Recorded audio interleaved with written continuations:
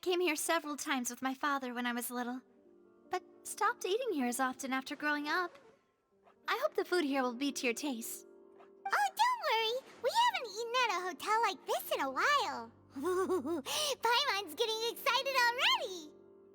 In that case, I'll go order for us first. Please wait here a moment.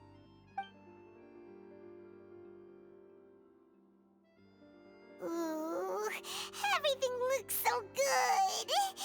People in Fontaine sure know how to enjoy life. Why, of course. Go ahead, try whatever you like. If the food's good, I'll make a group reservation for the rest of Spina di Rosula next time. And if it's not?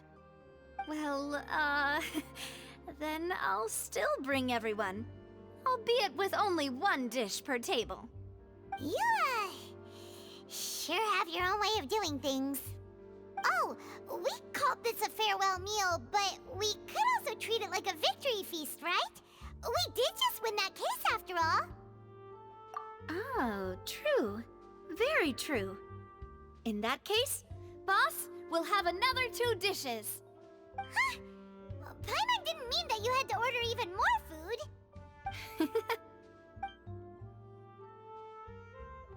Speaking of cases, do you think that the mastermind behind the serial disappearances will get caught soon now that this has all happened?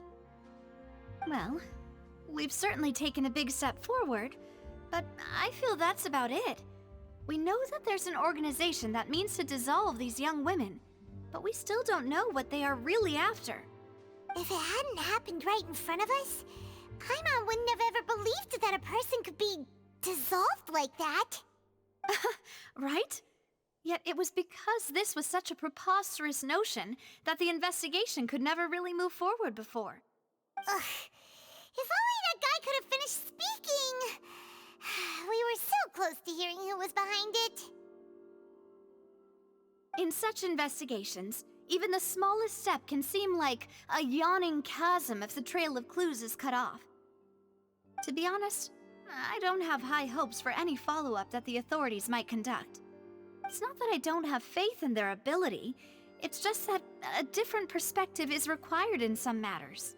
It's easy to guard against and deceive a single narrow perspective. A shift in thinking is required at such times in order to produce a breakthrough, which is exactly why the Spina di Rosula exists. Those highfalutin folk are not all-knowing. That's why we exist, to seep into the cracks where filth falls through, where their watch fails them. That's the kind of problems we solve. Seems Paimon thought things were simpler than they actually are.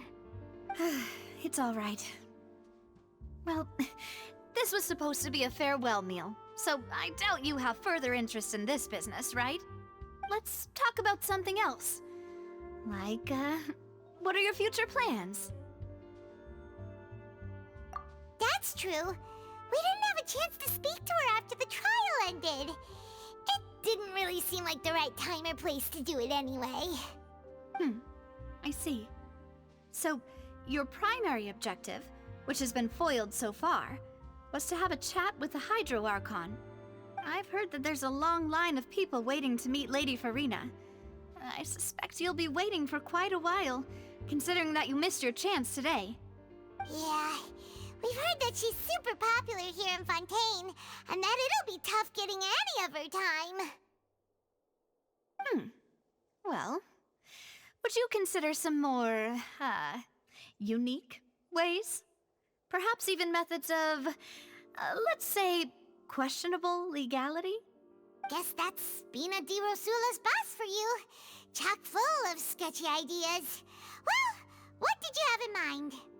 Well, one way would be to infiltrate a performance troupe at the Opera House, only to abandon your act at the play's climax and ask to speak to her after the performance.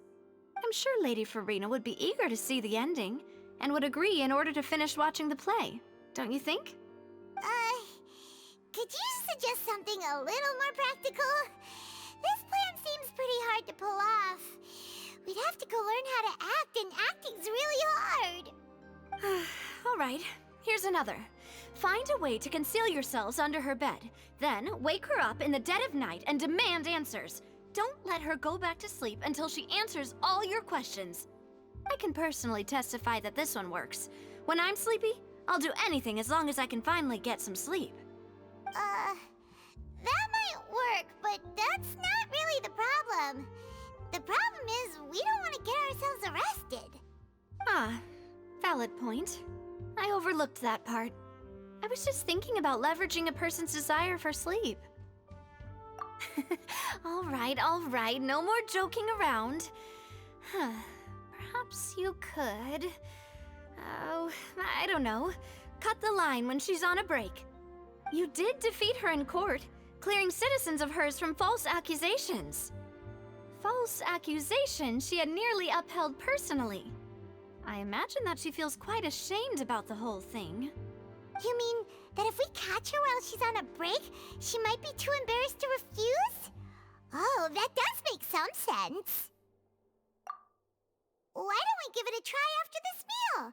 You know, strike while the iron is hot and all. Huh? Paimon, did you drink my Fanta? Was this your drink?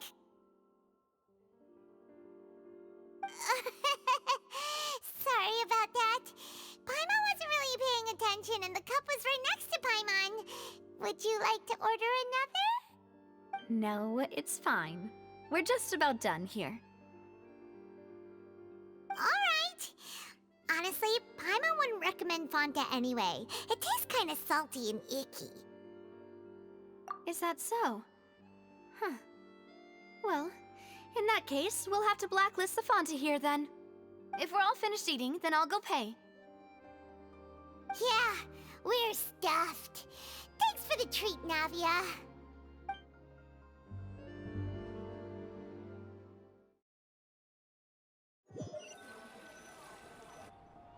Oh, so full. Paimon can barely float anymore. Can't you see Paimon's barely an inch off the ground? Okay. As for expenses this month, we're left with... Hey, Navia! What are you doing over there? Oh, nothing. It was just a meal, you know? Nothing the Spina di Rosula can't cover. Let's get ready to try to meet the Hydro Archon again. Bye, Navia! So this is goodbye, huh?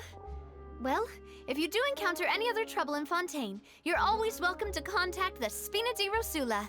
I'll give your requests the highest priority. In any case, I wish you smooth sailing. I'll see you again, partner. See ya!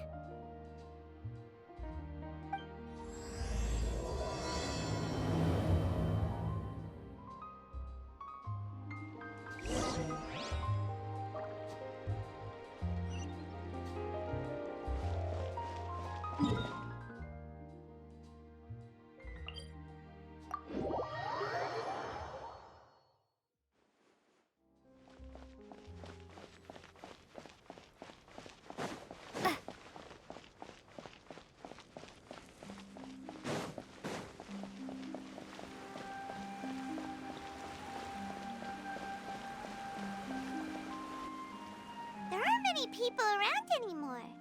Looks like that boat we took to Araneas might have been the last one. Vache. Looks like we're back here again.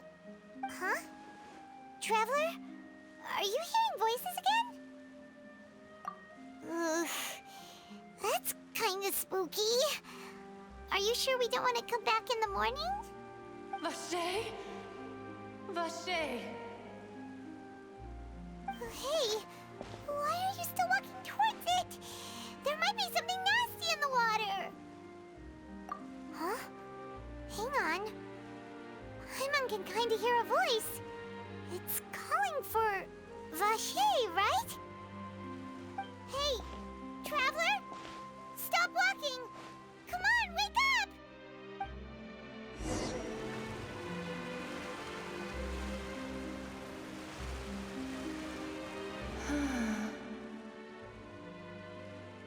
Vache, are you... my dear Vache? No, wait. You seem to be someone else. Do you know, Vache? Do you know where my love is? Wait. Who am I? I'm very sorry. I fear I do not know. My memories feel like they have been washed away like a flood. So many fragments dissolved amidst the tide, never to be recovered. How much have I lost? How many things that I once held dear while on land have I since forgotten? Yes, that is what I was once.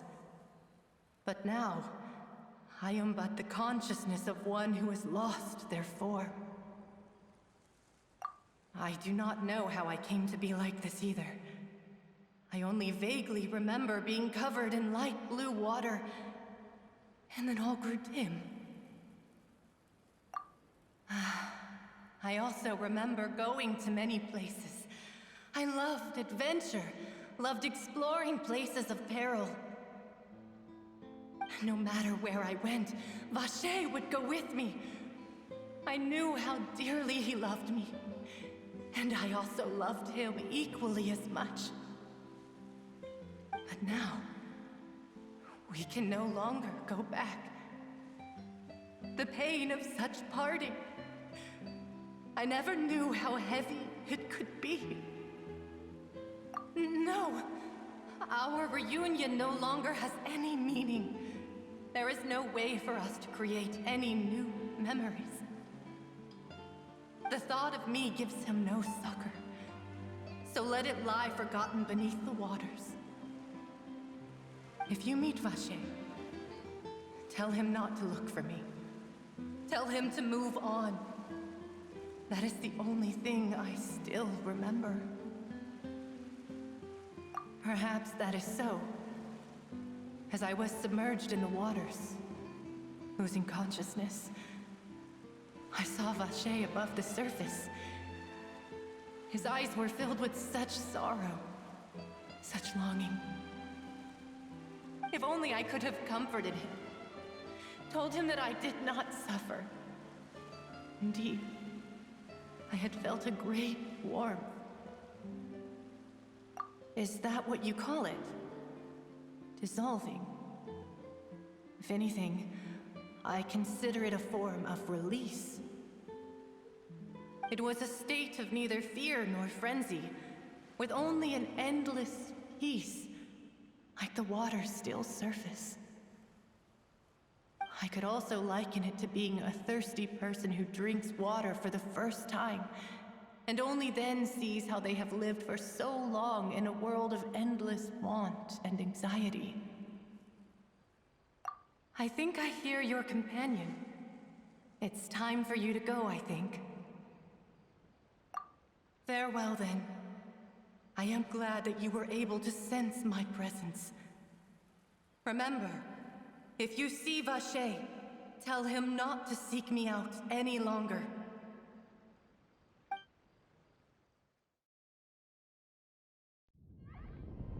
Wake up!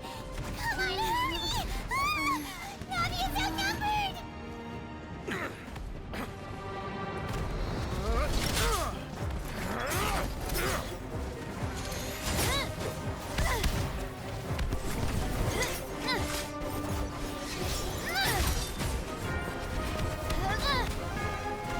Demoiselle, look out!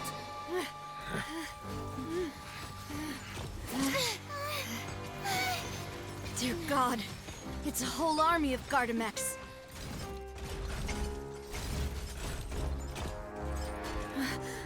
Clorinde?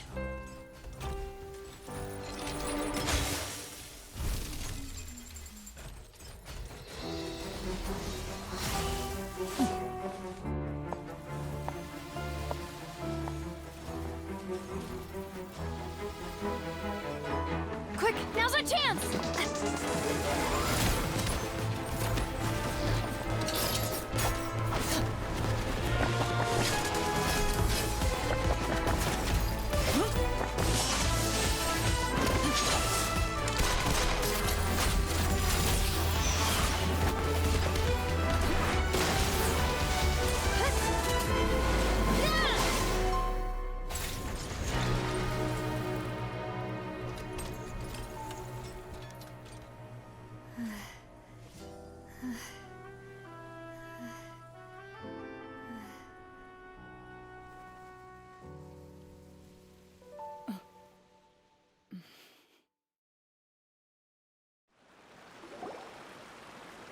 I should thank you for lending us your sword there, Clorinde.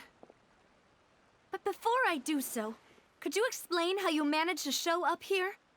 I followed you. It seemed to me that danger has followed you more closely as of late. I believe that following someone without their knowledge is actually called stalking, is it not?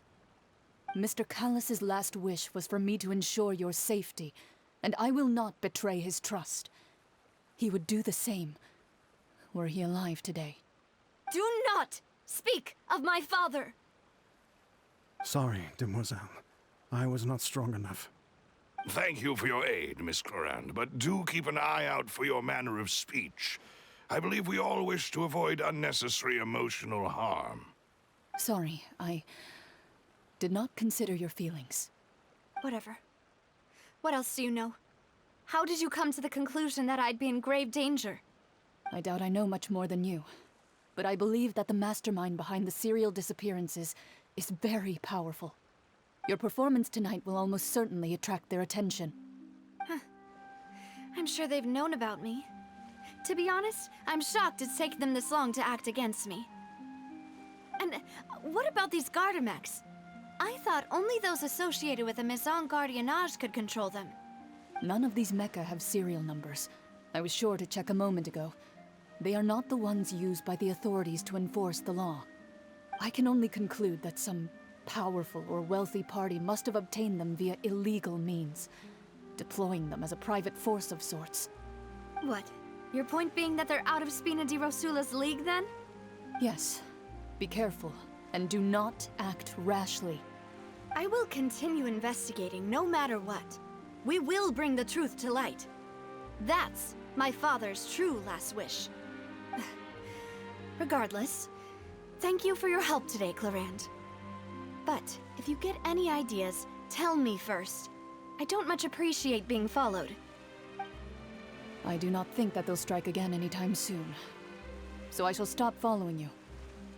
Good day, all.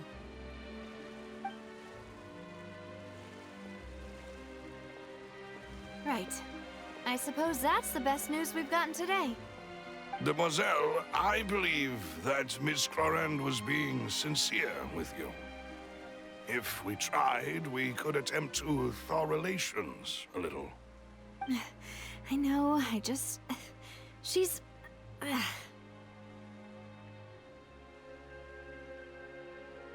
thank goodness! Paimon thought we were done for! Those Gardamex came out of nowhere while you were unconscious, and Nadia and her gang saved us! Oh, and there was that champion duelist named Clorinde who came out to save us too! We got lucky there. Paimon probably couldn't have fought them off otherwise. Oh, come now. Forget all that polite talk. That wasn't really a farewell meal we had back there. Not for me, anyway. In truth, I hope that every meal we have together shall be a victory feast. As such, we're still partners. There's no need to thank me. It will take 50 years for me to match Demoiselle's magnanimity. If it were me, I would have joined the Spina di Rosula on account of her goodwill long ago. All right, you two. That's enough. Actually, Navia, how did you know that we were in danger? You sure did show up in the nick of time. Well, to be honest, you're the one who tipped us off, Paimon. Huh? Really? Paimon contributed somehow? Ooh, Paimon's even more amazing than she thought! Yes, all thanks to you grabbing my drink by mistake. How did that help? After we parted ways, I was on the way back to one of our bases when I suddenly thought of what you said. That the Fanta tasted kind of salty and icky. Fanta only comes in sweet flavors, so how could it have tasted salty? The color of the drink, if I recall, had also been a bit off. So the Fanta had been spiked with water from the primordial sea? Yes. So, if you hadn't drunk that cup for me... Spina di Rosula is preparing the grandest of awards for you as we speak for saving the boss. Huh. Really? I sent people to Hotel de Boer to investigate. But whoever did this left no trace at all. That's when I figured out that you might be in danger, and hurried here as quickly as I could. But why would they go after us, too? All we did was defend Linny in court and help clear his name. Ugh, now we're caught up in this mess, too, aren't we? Well, you did foil a plan that they were probably pretty proud of, and almost got their name in the process. Speaking of which, did anything strange happen when you drank the primordial seawater? Well, it can't be coincidence that the traveler fainted just now. She said that she heard that voice calling for Vache again. Oh, and this time Paimon heard it too, but it was real faint. Does this situation have to do with the primordial seawater then? Does that mean the primordial seawater raises someone's sensitivity to hydro when it's used on people who are not from Fontaine? That doesn't sound like too much of a bad thing, to be honest. New intel? While you were out cold? Well, let's hear it, shall we? Oh, that is important. Vache. That name doesn't ring a bell. I suppose he hasn't stepped forward as a witness in court lately. Since he saw that young woman dissolve, he was at least at the crime scene. But he never gave testimony or any information regarding people dissolving in the primordial seawater. Could he have been threatened? Yes, thank you. This is very important information indeed. We will continue to investigate. Oh, you mean you'll help us investigate? Well, you did say that our farewell meal didn't really count. That means we're still partners, right? And besides, we're in this now whether we like it or not. You're not gonna let those people who targeted us get off the hook so easily, are you, Traveler? Demoiselle, do try not to look quite so pleased. You are the face of Spina di Rosula, after all. You talk too much. Well, in that case, let's head back to one of our bases, shall we? I'll arrange accommodations for you. We also have some plans to go over, and hopefully we can deepen our bonds as partners. But we'll take that one step at a time, I guess. Don't worry, you two. With us around, our base is definitely secure.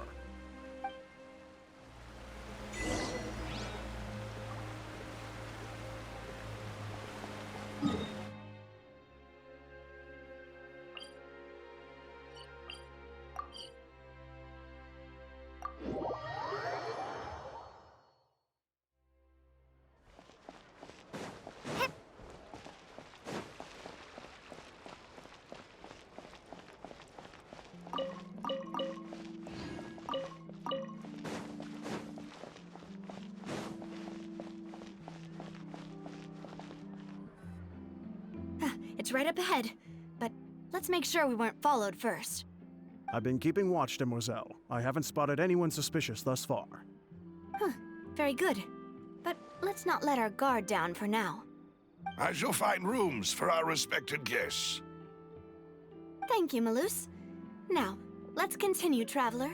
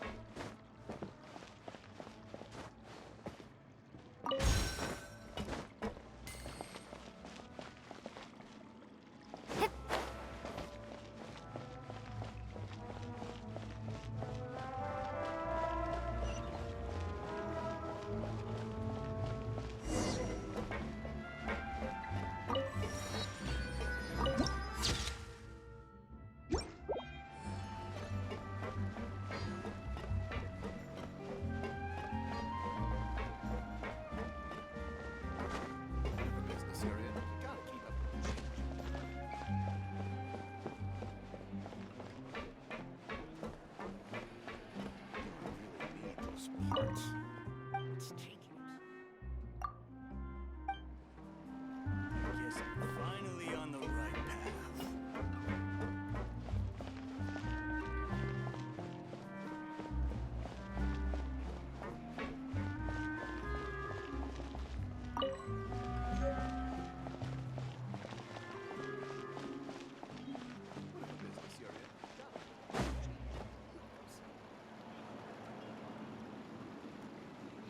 So, this is your base? It's not quite what Paimon imagined. Your accommodations have been arranged. Under the present circumstances, I can confidently say it's the best we have. Well, our funds have been a little tight lately. After all, we don't allow illegal or unethical profiteering. In fact, our funds often come from citizenry who support us. Seems like it's tough times for everyone. But if you have the support of the people, that does sound like it's worth it. To be honest, our financial situation was a lot better back when my father was in charge a few years ago. I'm afraid I'm not quite his equal. Your father... he was the previous boss of Spina di Rosula, right? How did he... Demoiselle, if you'll allow me to explain. No. I'll explain it myself. I suppose I couldn't run from this topic forever. And as partners, this is something I hope they can understand. My father's name is Callus. Yes, the same one they call Callus the Unfaithful in the streets. 3 years ago, he was accused of murdering his own friend. But he chose a duel to defend his honor instead of standing trial. He died in the duelist's ring. Oh no. But I do not believe my father was a murderer. I'm sure he was set up. At the time, I believed that if he only stood trial and was duly investigated, something amiss would crop up and prove his innocence. But strangely, he not only requested the duel himself, but rumor has it that even after being seriously injured, to the point where he could be deemed as having lost the duel, he refused to surrender, determined to die in the arena. 3 years later, I still don't understand why he did that. How could he protect his honor if he's dead? If anything, he gave up his chance to defend himself. The closest piece of info I have is that my father had been investigating the serial disappearances case at the time of his death. Ah, so that's why you're so determined to get to the bottom of that case. That's right. I've also tried to investigate the murder my father was implicated in, but I haven't found a single new clue in my countless reviews of the investigation records. However, I believe that if the murder case is related to those behind the disappearances, they must know something. I must know what really happened. Was my father coerced? Framed? Even if he really did kill his friend, I must get to the truth. If only he'd been more open with me when he was still alive. He even hid the fact that my mother died due to complications when giving birth to me. And now, here I am investigating his death. You really are a handful, aren't you, Papa?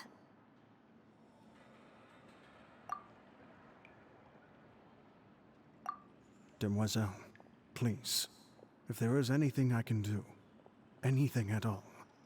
I also will never believe that Master Callus murdered anyone.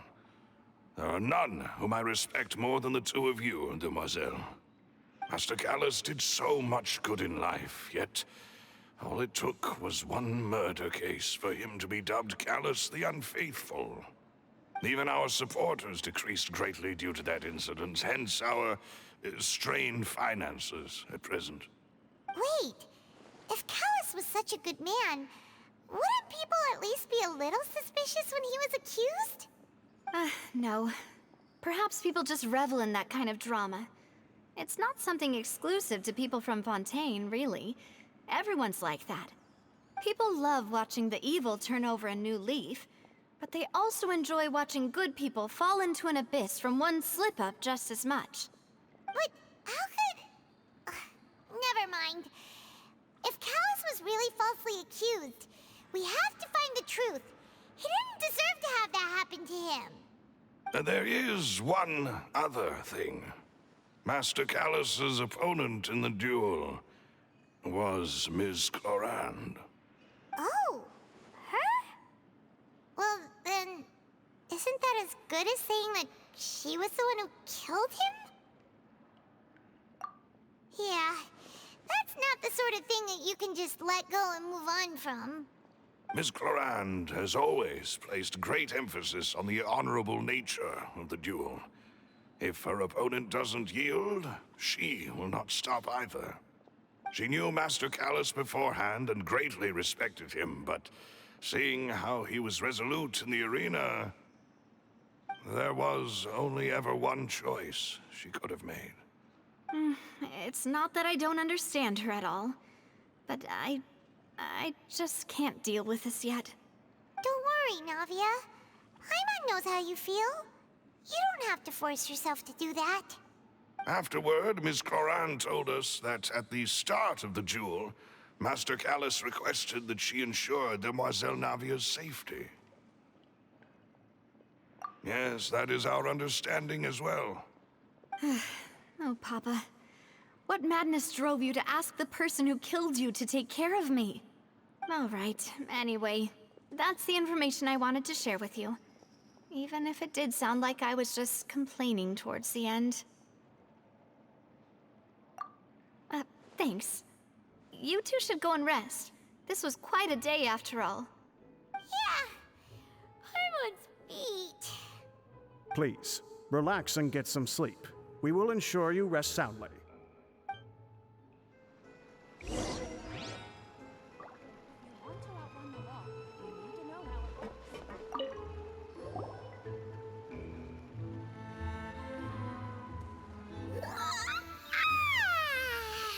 Paimon slept so well. This place feels almost too safe. Huh? Navia? Where did the other two go? I sent them back to Poisson. It's Spina de Rosula's place of origin, and where we have our headquarters. There's not much for them to do here at the moment. Paimon gets the feeling that you're just trying to get them off your back. But never mind that. When did you get back? Were you waiting here the whole time? No, I just returned after going out for a while. I did some investigating yesterday regarding the name Vacher.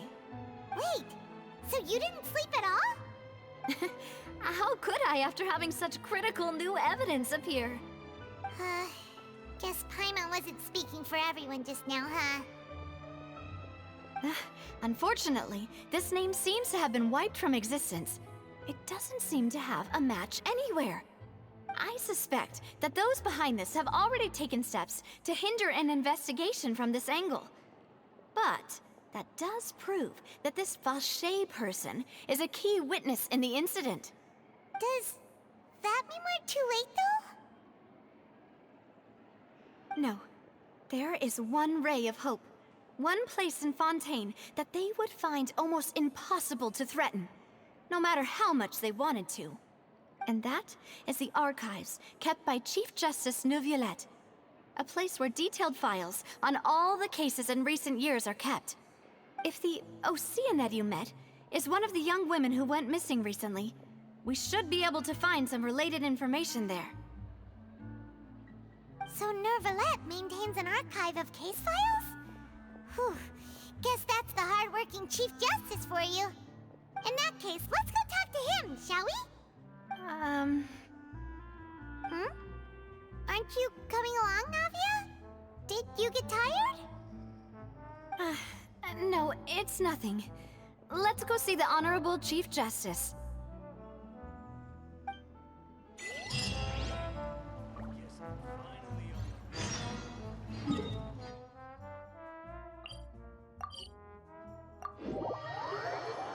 The Palais is right up ahead. Come on.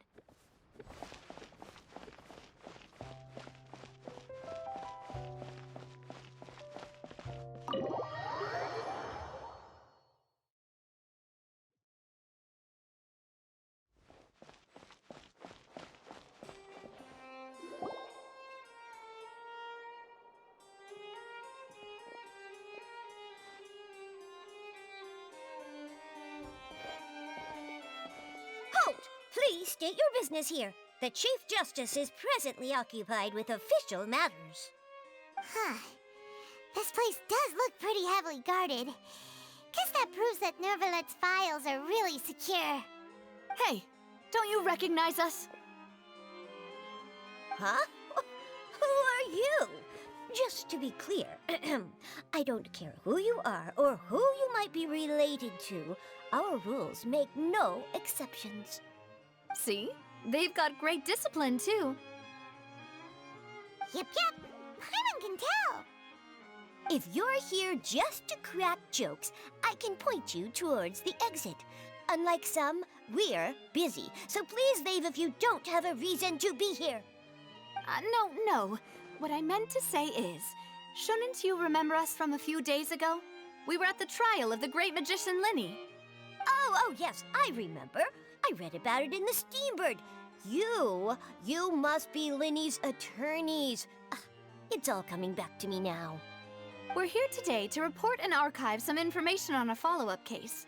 Huh, is that even a thing? Of course. Don't worry. We're here on official business. You can trust us. All right then, I'll let you through. The Chief Justice is just inside. Thanks so much.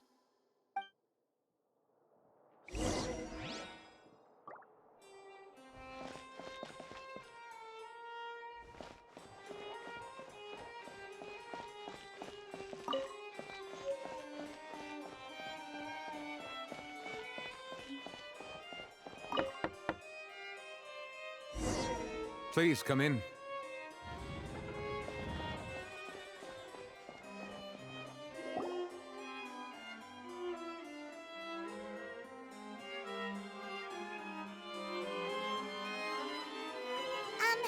Sorry to barge in, Monsieur Nervalet. We only lied to get in because we didn't know any other way. It's all right. Please let me know how I may be of assistance to you. So you're not mad at us? We're looking for a man called Vacher. He may have been an eyewitness in the serial disappearances case. If we can find him, we may be able to unearth some key information on the case. Ah, I see. In that case, please wait here a moment while I browse through the files.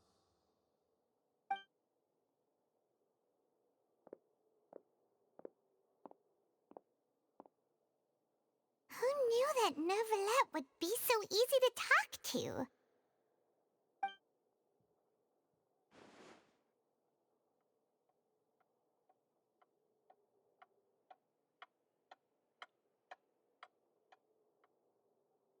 Unfortunately, I'm quite certain that no one by the name of Vacher has been involved in any case, criminal or civil, in the past several years. There are no records of him either in the files or in my memory. Traveler, what if it was really just a dream? Is that so? All right then. Thank you so much, Monsieur Neuvillette. We'll take our leave now. Ahem.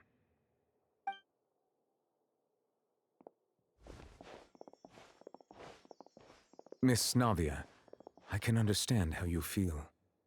Your father, Callus, was a truly exceptional man. We deeply regret his passing. And what are you trying to say, Monsieur Neuvillette? Are you trying to console me? Extend your sympathy? Or just express some tendril of regret? No. You are not trying to do any of that. I can hear it in your voice.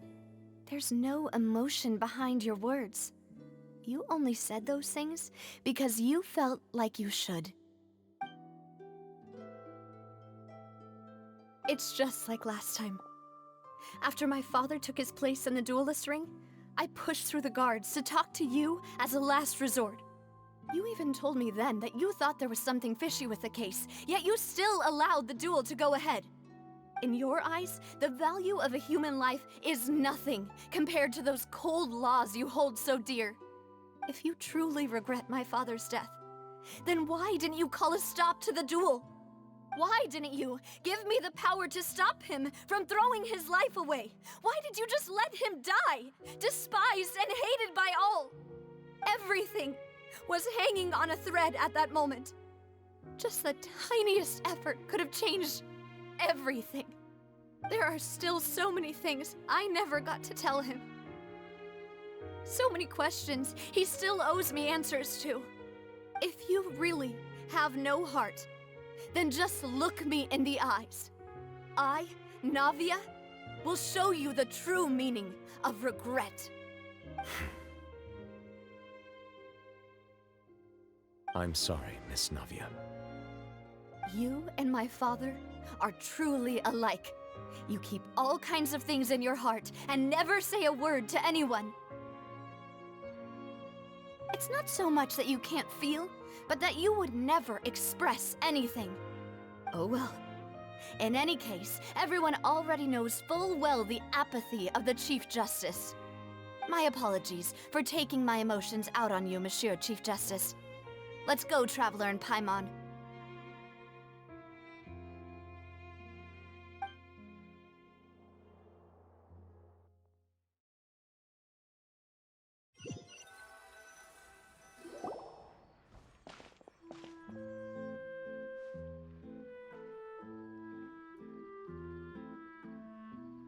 Navia, are you okay? I'm fine. Rain. It's raining. You're right. Wasn't it still sunny when we went into the building? And there shouldn't be any active trials today. How strange. Now that I think of it, on the day my father was convicted of murder, it was also raining. What is it? Did you think of something? Yeah, he was outside. It was uncovered and the rain could fall there. Why? Do you think the rain could have affected the crime scene? That thought has occurred to us before. We've even expanded the search area to try to account for that, but didn't find anything of value. Oh? Wait. You don't mean... So you're saying that the true murderer could have been turned into water and then got washed away with the rain? Yeah, and if that's what had happened, then no one would have believed your dad, even if he explained what he saw to the authorities. I really think I found a true genius for a partner. You're completely right. How did I not connect the dots earlier? All right, let's go to Poisson. With this new lead in mind, we'll get to the bottom of my father's case for sure. Yeah, we're gonna make progress for sure this time. Do you want to go with me now? Or do you want to head over by yourself later? Great. Let's go then.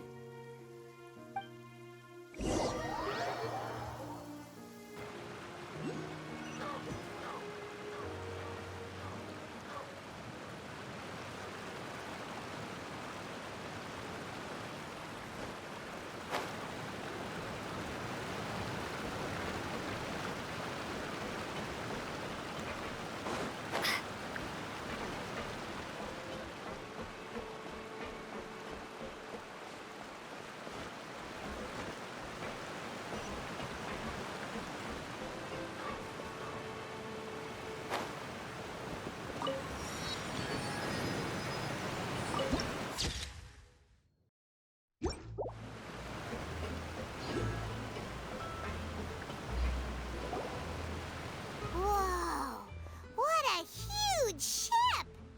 Why would a ship be anchored at a place like this? There's no need to be so surprised. While it may look like a ship, it's actually Spina di Rosula's headquarters. My father was the one who asked for it to be built like this. Perhaps our taste in exterior design is the only thing we occasionally had in common. A gigantic and glamorous ship embodies discovery, opportunity, ambition, and conquest.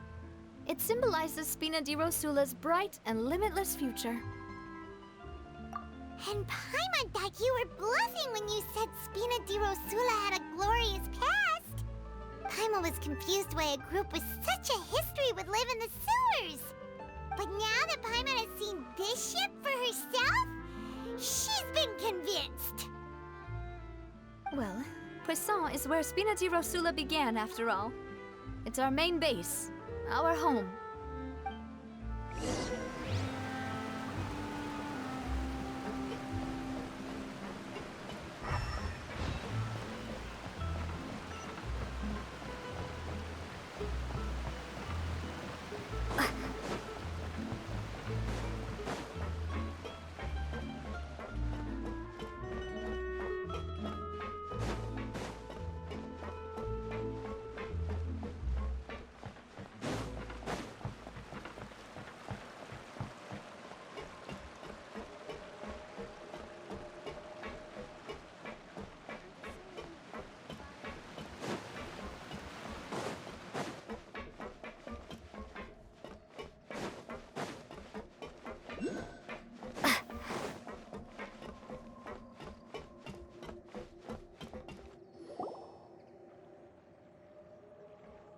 Melus, we're back!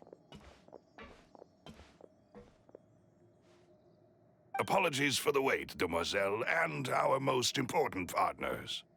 You said before that you still had some business at the court. What brings you back to Poisson so quickly? About that. It's because my partner here reminded me of something really important. You see, what if my father's case had something to do with water from the primordial sea? You still remember, right, Melus?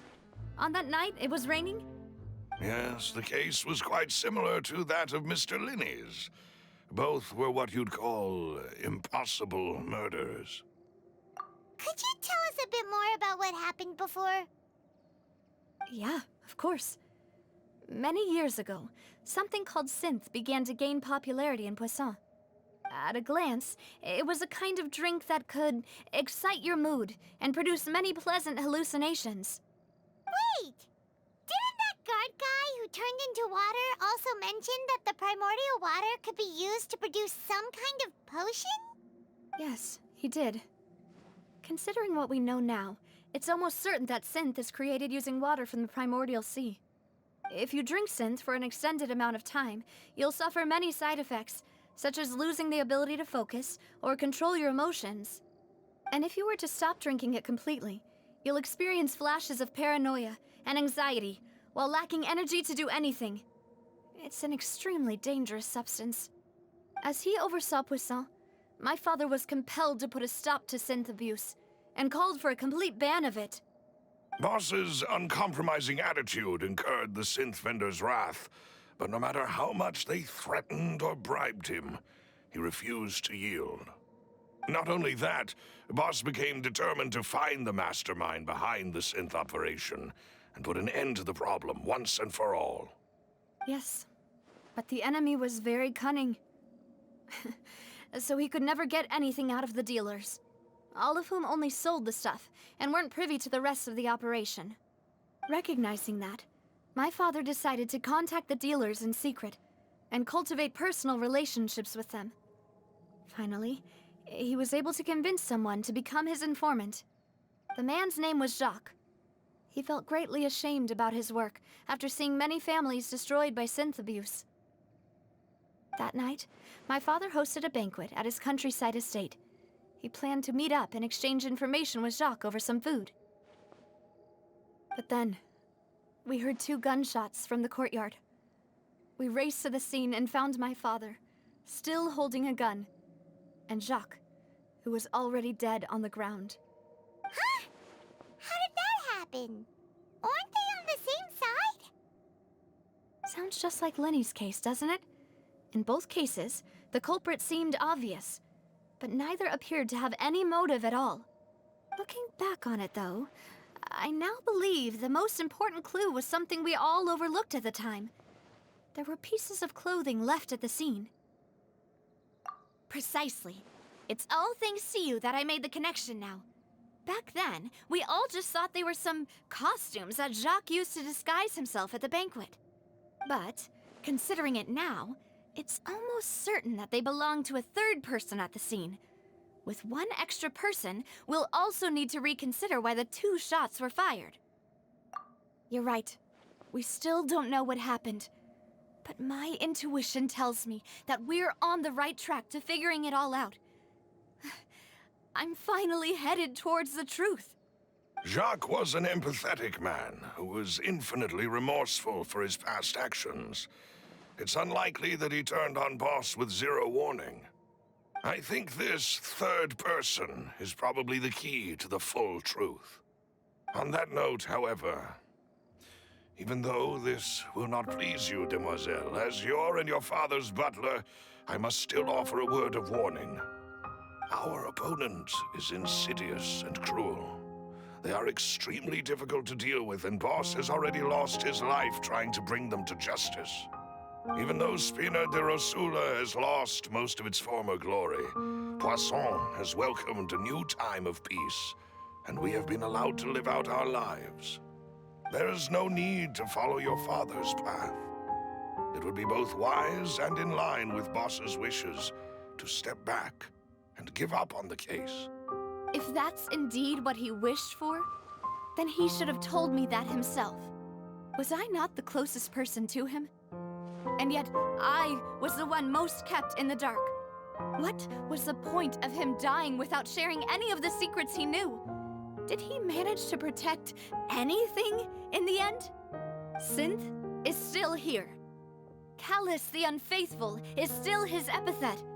And Spina di Rosula is barely getting by. Nothing has changed. Did he think I'd just accept his meaningless death and live out my life just as meaninglessly? I've never accepted that, ever. Not since that day, and certainly not now. I want to find out the real answer for everyone's sake. For the missing girls, for the victims, and for myself. Navia. This is indeed the best moment to act. Your partner appears to be quite reliable, and more importantly, demoiselle, I think you're also ready to take this on. So you do know something else, Maloose? Yes, I do. In fact, even before that banquet, Boss already knew of the connection between Synth and the serial disappearances case. But what drove all the tensions to the boiling point was the revelation that you, demoiselle, had been selected as the next target to disappear. What? Boss also didn't tell you that he had been diagnosed with a rare illness.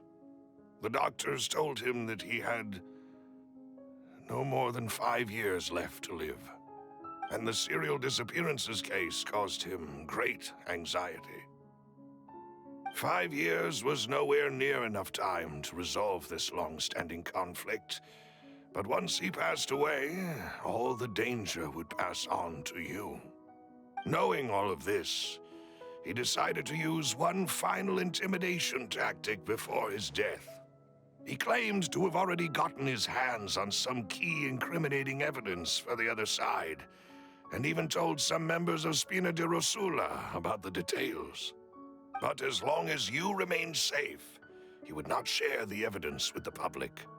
If something were to happen to you, then he and all those he told would immediately expose all they knew about Synth and the disappeared victims. Right, so nobody would be able to get off scot-free. As we've seen, Boss's tactic has worked. Even though Boss has been gone for a long time, the other side has not tried to take Demoiselle's life. No, I don't believe it. He never appeared to look sick to me. No father wants their daughter to see them weak and haggard, especially someone as proud as Boss. To him, dying in a duel and suffering lasting dishonor as the unfaithful were still far preferable than losing face in front of his daughter. So he chose to die in silence, so that he could protect me. I'm afraid you're not understanding this correctly, demoiselle. What Boss wanted to hand to you was not a parasol, but a sword. If Boss's spirit could hear you telling me that you want to find the answer for the sake of everyone involved, I'm sure he'd be extremely proud. That fool. Couldn't he have just given it to me straight? No. He might have set up everything precisely because he never thought I'd be able to understand him. Is that the amount of confidence he had in me? And what if I was never able to make it to where I am now? Yeah. I suppose that's true. With the way he'd set things up, if I had wanted, I could have just lived out my life without a care in the world. But thankfully, he rarely talked to me about complex matters, and thus understood little of me as a person. In this case, he really didn't need to give me an easy way out. Malus, what was the key evidence that he shared with you? It's the location where synth is produced. Essentially, it's the enemy's headquarters. When he was threatening the enemy, Boss didn't share the specifics of the incriminating evidence he found. But if you want to use it against the enemy, you'll still have to take several things into consideration. Why? If we know where the place is, can't we just go storming in? You mustn't forget that we're fighting against a mysterious and dangerous organization that's been in operation for decades.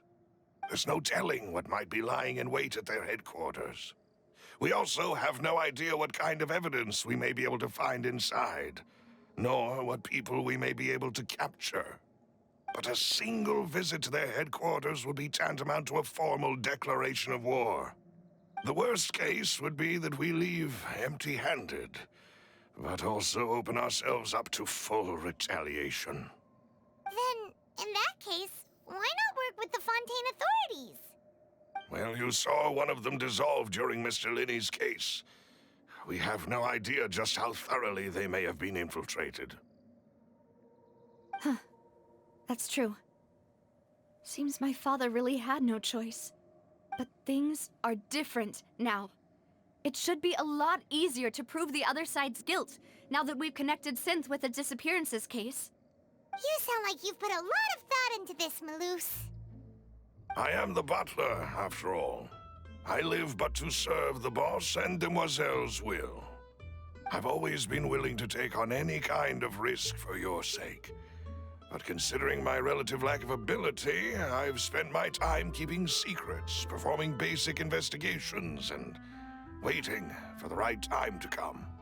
Thank you for all of that, Malus. Have you discovered anything new in the past few years? Let me think. One conclusion I came to was that the enemy must be quite familiar with Spina di Rosula, or at least have an informant planted here. When I announced orders to the organization's members on Demoiselle's behalf, I used to deliberately keep a few people in the dark and observe the reactions of the synth vendors. If the vendors didn't change their plans, then the individuals informed of our orders must be innocent. If the vendors packed up and fled, however, then someone must have given them the news. After several rounds of testing and investigative tracing, I've narrowed the suspect list down to 3 people. The first is Florent, Spina di Rosula's senior advisor. Huh? Florent? Yes, surprising, isn't it? He was one of the people Boss trusted the most, which also means that he was someone who understood Boss really well. Thanks to his position within Boss's innermost circle, he always knew our upcoming plans and could thus avoid capture this whole time. There's someone else like him too. Marcel, the head of Confrérie of Cabrières. Uncle Marcel. It's a guild in Poisson. Boss helped it to grow to its current size and prominence.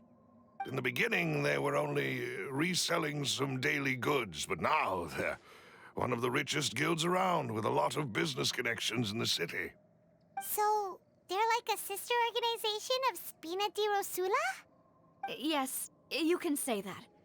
When we were fighting against the synth dealers, they provided us with plenty of support. It's a bit difficult to imagine someone using their own money to hunt down themselves. The final suspect is Thierry, the man responsible for coordinating information between Spina di Rosula and the guards. Although the guards mostly leave us to our own devices, there are still many activities we have to report to the local authorities.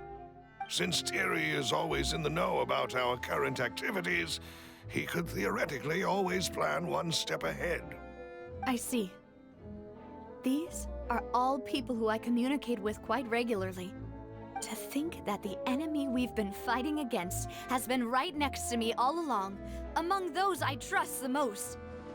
It's almost too hard to believe. If you want to investigate them, please take every precaution to not alert the quarry. Judging from our experience, the enemy is extremely cautious. Of course. And thank you, Malus. You've provided us with a lot of great information. You're too kind, my lady. I'm just doing my duty. And before I forget, proving Boss's innocence would also mean clearing him of blame in Jacques' death. After that incident, Jacques' wife and daughter were taken into the Spina's care. They still live in Poisson today. If it might help, you could also pay them a visit. I can make the necessary arrangements. Oh, thank you so much, Malus. You really are the best. A new case awaits, my dear partner. I hope we can work together to uncover the truth and end this case once and for all.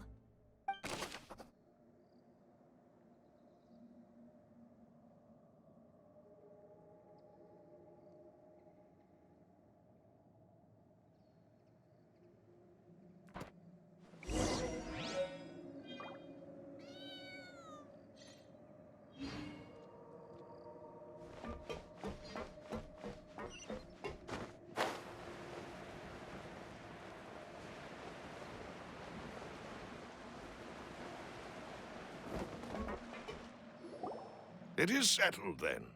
Please excuse me, and enjoy your conversation at your leisure. Thank you for arranging everything for us, Malus. Excuse me, miss. Do you need anything from us? Oh,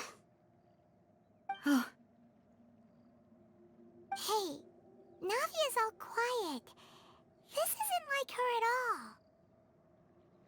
I'm sorry that I only came to visit after all this time. After what happened, I didn't know how I was supposed to face the two of you. Ah, if it's about that, there's no need to apologize. After my husband died, Spina di Rosula sent us a lot of mora and support. I understood your guilt and apology to be genuine. But aren't all of those things nothing compared to the loss of Jacques? I can understand the kind of pain that comes with losing a father so needlessly. You don't understand at all. I didn't know how to face you, because I didn't know what I could possibly bring as a consolation gift. I know only the full truth could bring closure to you, and to all of us. I'm sorry. I appreciate the sentiment, but you don't have to carry all that guilt. On the matter regarding my husband, my daughter and I have more or less found our answer already. Would you mind sharing it with me? I really can't believe that my father could ever bring himself to shoot Jacques. I always knew that my husband's money was earned through others' suffering. He told me countless times that if he could turn back the clock, he would never go into the synth business again. He had many regrets, and felt that he took the idea of providing for his family too literally. For the longest time, he thought Mora was everything. So when Mr. Callis came to him with a proposal, he accepted it almost immediately. He tried to be as careful as he could, but even so, he was still found out by the higher-ups. They found out about his betrayal?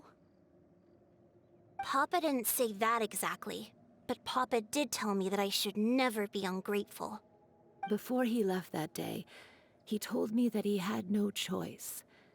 It was only later that I realized it was his final farewell to the two of us. I don't know that for sure, but you could say that's the conclusion I eventually came to. Which is why I'm the one who should feel guilty. Callus had always taken great care of us, both when he was still alive and after he passed away. Even if he fired the shot that killed my husband, it was likely in self-defense. It is impossible for me to hate him for what he had done. But Mama, why is Papa still the bad guy if he did the right thing? Papa always wanted to be a good man, so why did he have to do a bad thing in the end? Well, things aren't always as they seem. You still feel like your papa was a good man, right? Yeah, Papa was a really good man. The best in the whole world. Then you should hold on to that. If a good man had to do a bad thing, then he must have had his reasons. Regardless of whether he left you a parasol or a sword. He must have done so to give you a better life. Oh. Thank you for everything you've told me. I will definitely find the truth. The current state of things is not something I'm willing to just sit back and accept. Thank you. I'm very grateful to hear this from you. Even though your personality is quite different from your father's, your determination when you speak is really similar. You really think so? That's the first time anyone said that to me.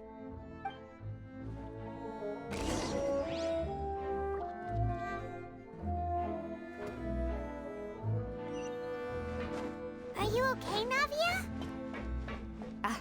I'm fine. Don't worry. Let's investigate the 3 suspects next. Florent should be nearby, and we should be able to find Thierry and Uncle Marcel in the city. I'll get myself together on the way, so please don't worry.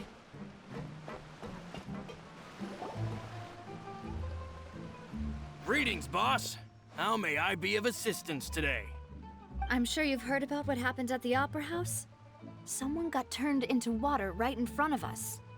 Yeah, I've heard. With something that dramatic, I'm sure journalists will milk it for all it's worth. And it'll be all the talk for the next several weeks. It also reminded me, on the day that the incident happened with my father, it was raining outside, and we found some clothes left at the scene. After my partner here put the dots together for me, I feel like we should try to reopen his case. Can you do me a favor and try to recall what happened that night? Let me think. Mr. Callus was feeling pretty upbeat that day. So he was drinking and bantering away with us at the table. After that, he told us that he wanted to go get some fresh air. So we let him go without thinking much of it. Who knew that we would hear 2 gunshots ring out right after?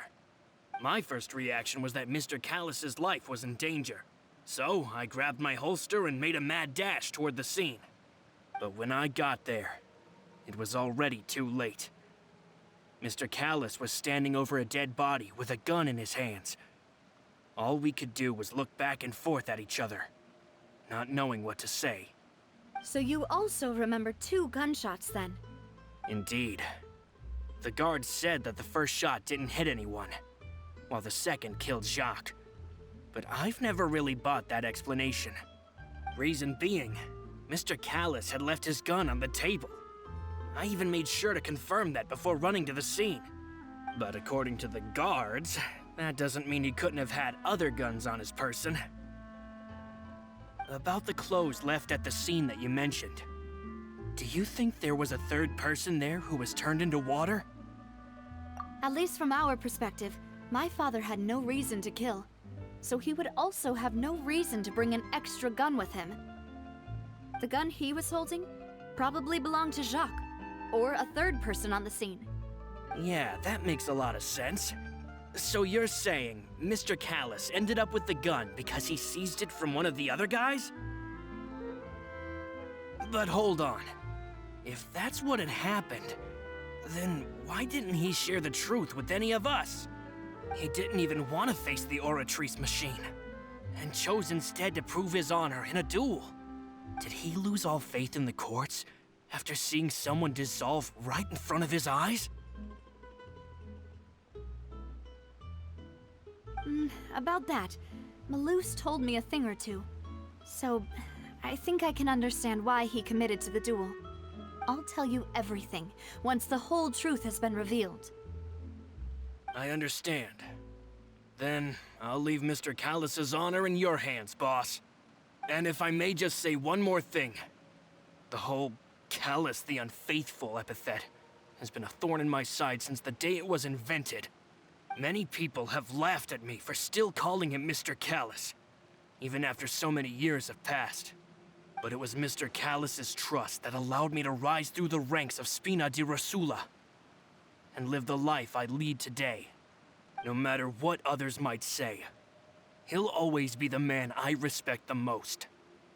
And he'll always be my boss. Don't worry. I will definitely find the truth. You and all our other comrades at the Spina deserve to know the truth as well.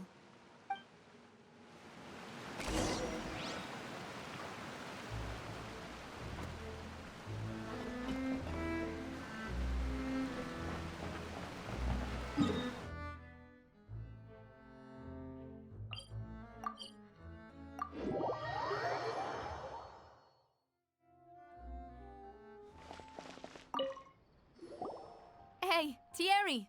It's me! Oh, now, what brings you here, Miss Navia? I've heard that you made quite the name for yourself at the Opera House. Oh, so you've caught news of that already.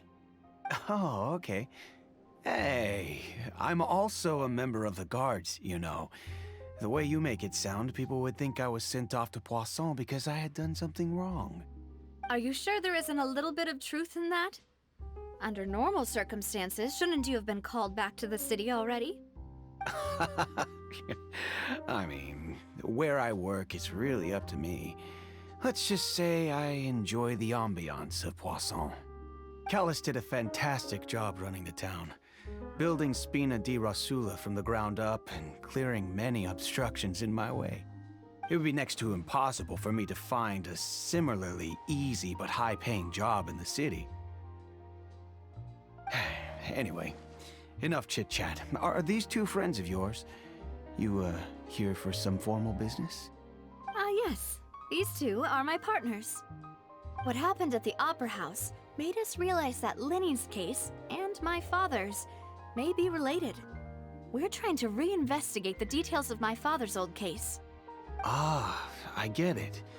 You think there might be more to the case now that we know people can be dissolved into water, right? I was also flabbergasted when I first heard of it. If you want to go through the original files from your father's case, I can help you look for them. That'd be much appreciated. Thank you. Actually, I have another question. Do you have the authority to dispatch Gardamex? Of course. Without them, I couldn't possibly handle Poisson on my own. Why do you ask? We definitely can't use them to forcefully get more evidence for your father's case. Well, you see, just recently, we were attacked by a horde of unnumbered Gardamex in the city. So, if you hypothetically wanted to do something against me, all you would need to do is get rid of the mecha serial numbers and send them after me. Then you think too highly of my abilities.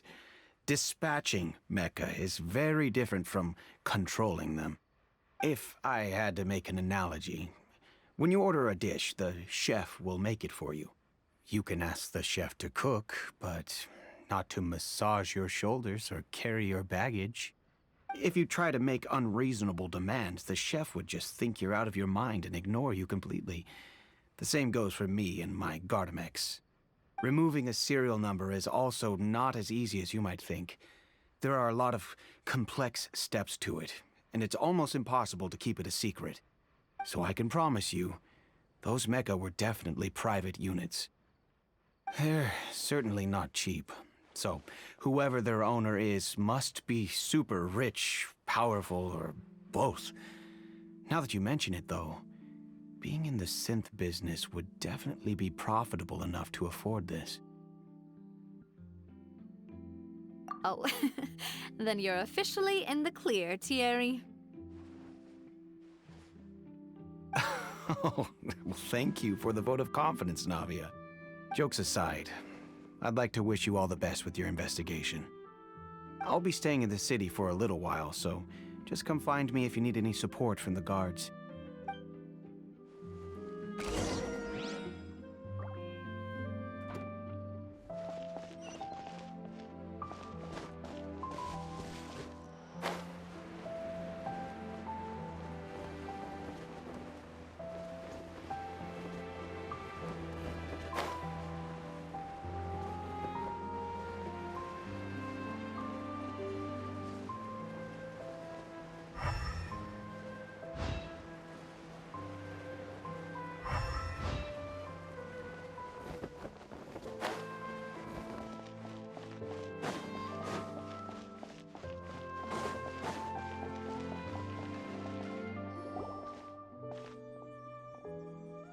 Hello. How may I help you? I'm here to see Marcel. Could you please let him know? You can just say Navia's looking for him. Sure. I will let him know right away.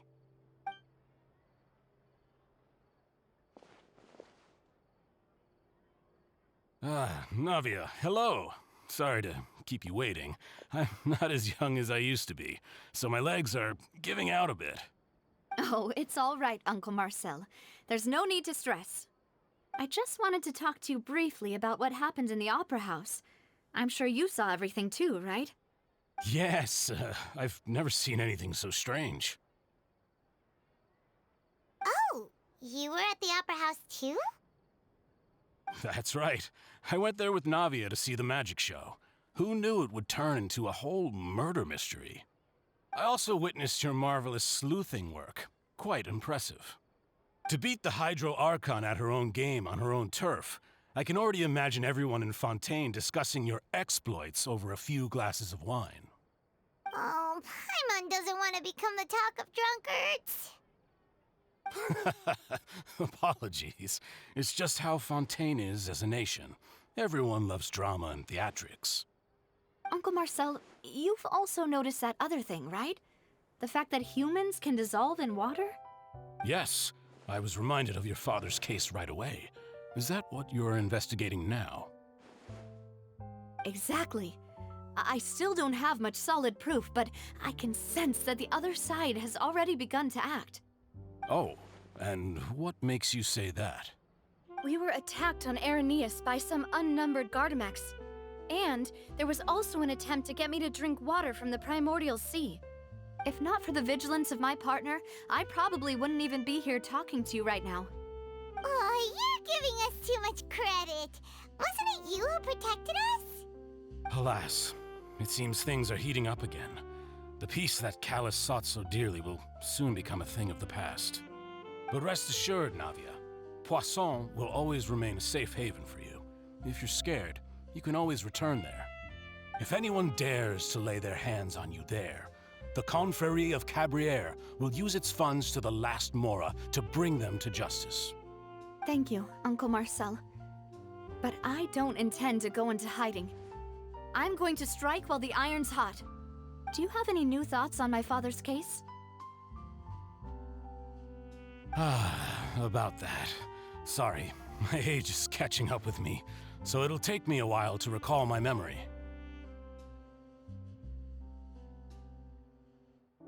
The Confrérie was responsible for that banquet, so I was out and about the whole time making sure things were running smoothly. I didn't even have the time to drink with the guests. Then I heard the sound of a gunshot, and the rest was history. Oh, it's okay. No need to push yourself. We'll ask around some more, see if there are any valuable clues elsewhere. Sounds good. Just let me know if you ever need Mora.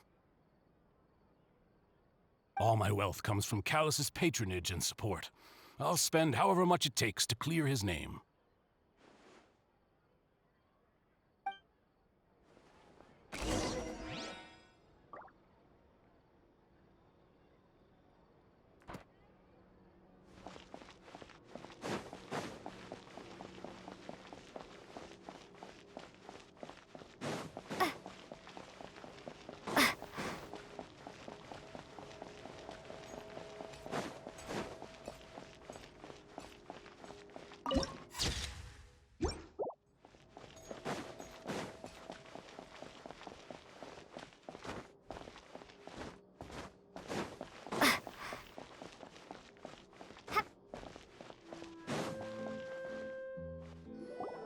we've talked to all 3 suspects, purely based on their conversations with me. None of them sounded particularly suspicious. I suppose that's to be expected, though. If a single conversation's all that's needed to find them out, then my father wouldn't have needed to investigate the case for so many years. Anyway, even though we didn't make a breakthrough, let's still compile what we were able to find. But where should we start?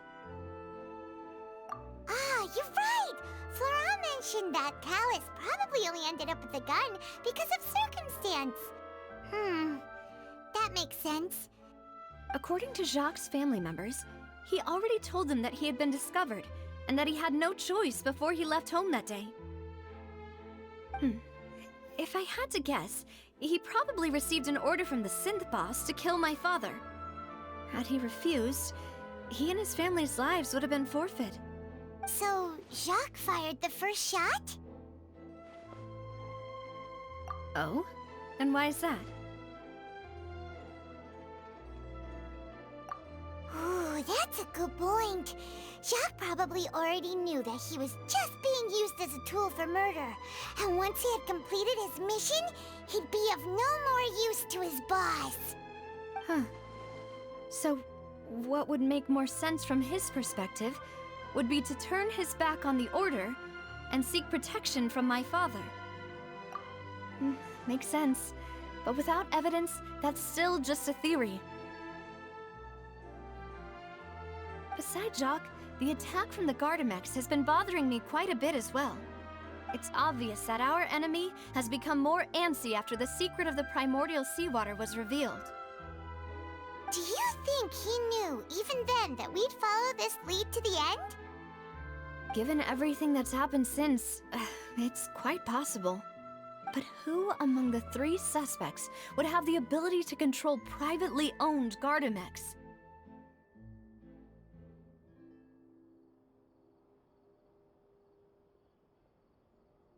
Thierry, you say? It is possible that he's figured out a way to convert the Gardamex for personal use. But I didn't feel like he was lying when he was talking to us about the mecha. I also don't think he'd be able to keep that kind of tampering under wraps. Yeah, had he actually tampered with the mecha, we'd be able to prove it with a simple check of the guard's inventory. If the mecha were taken from the guards, it should be pretty easy to find out when and how that happened.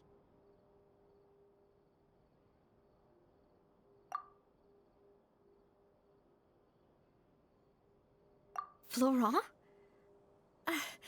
It is true that he was closest to my father, and thus had the best chance of learning about his dealings with Jacques.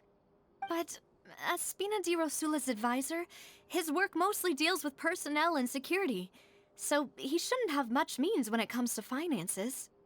So you're saying he's too broke to afford a mecha army? Exactly. He can't. And even if he could, I don't think he would be able to dispatch a whole group so quickly. Uncle Marcel? My father did really trust him. And they worked together on a large number of projects. Maybe that's how he got to know Jacques.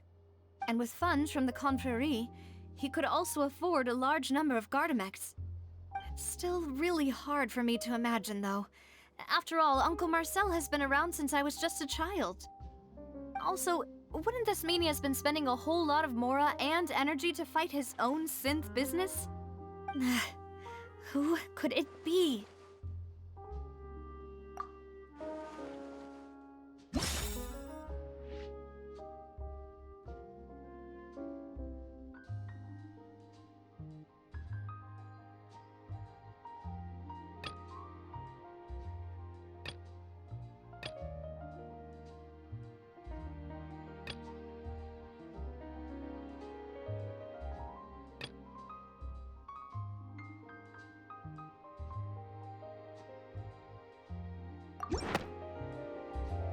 You know, if you think everything through, Uncle Marcel is indeed the most suspicious of them all.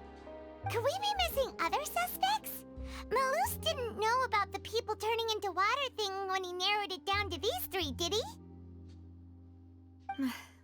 Malus has always been very reliable, and his judgment of others' trustworthiness has been fair and well considered. When he laid out his case for the three, the rationale he gave me made a lot of sense as well. The suspect is knowledgeable about the Spina's internal affairs, has the means to dispatch Mecha to assassinate us, and possesses significant intellect and foresight. Even if I don't want to believe it, I'm starting to see how things could all tie back to Uncle Marcel. Well, we still have another trump card on top of all the theorizing and speculating. Yes, Malus did say that charging straight in there would be extremely risky, but we don't have any other options right now. We need far more solid proof before we can hope to go charging in on our enemy. Navia, here you are. Oh, I've been looking for you. Huh? Aren't you the guy from the guards? Did something happen? Yeah.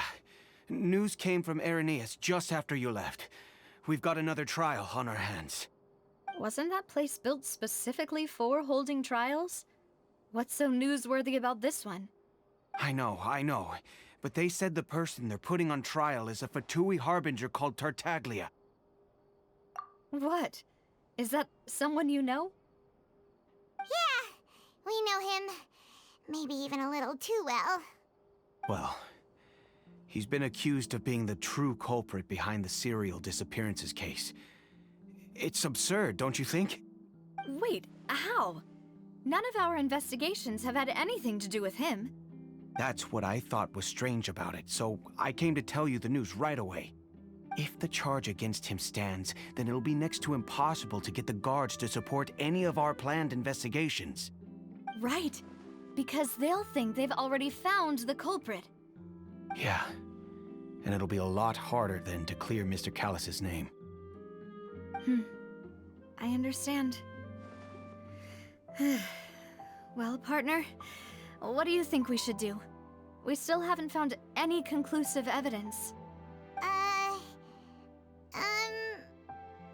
Huh? Split up? What do you mean? Just as expected of my partner. Since this is a trial about the serial disappearances case, the culprit's attention will be focused on Irenaeus, leaving his home base wide open. You're right. This is our best opportunity. All right then, let's do this. I'll stall them at the Opera House and charge Marcel as the true culprit. I won't have any chance of making that charge stick, though, unless we find more evidence. It'll be up to you to make it back in time and hand the decisive evidence to me.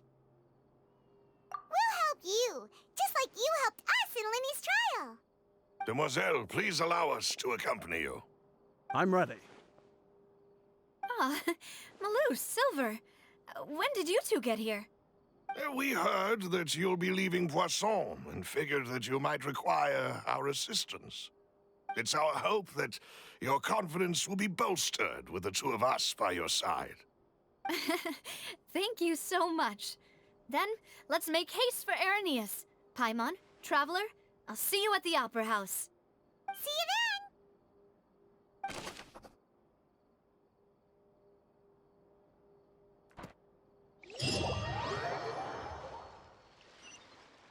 Now that Navia has set out for Irenaeus, we should also get going. The location has already been marked on the map, so let's head over.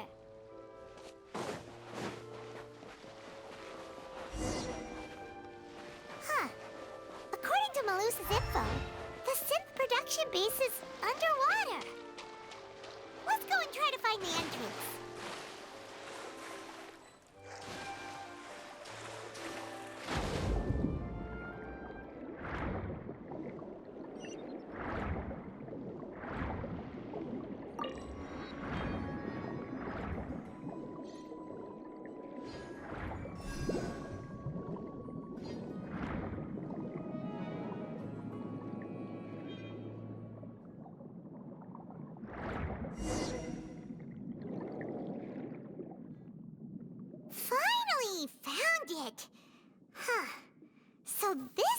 entrance that leads to the synth production base.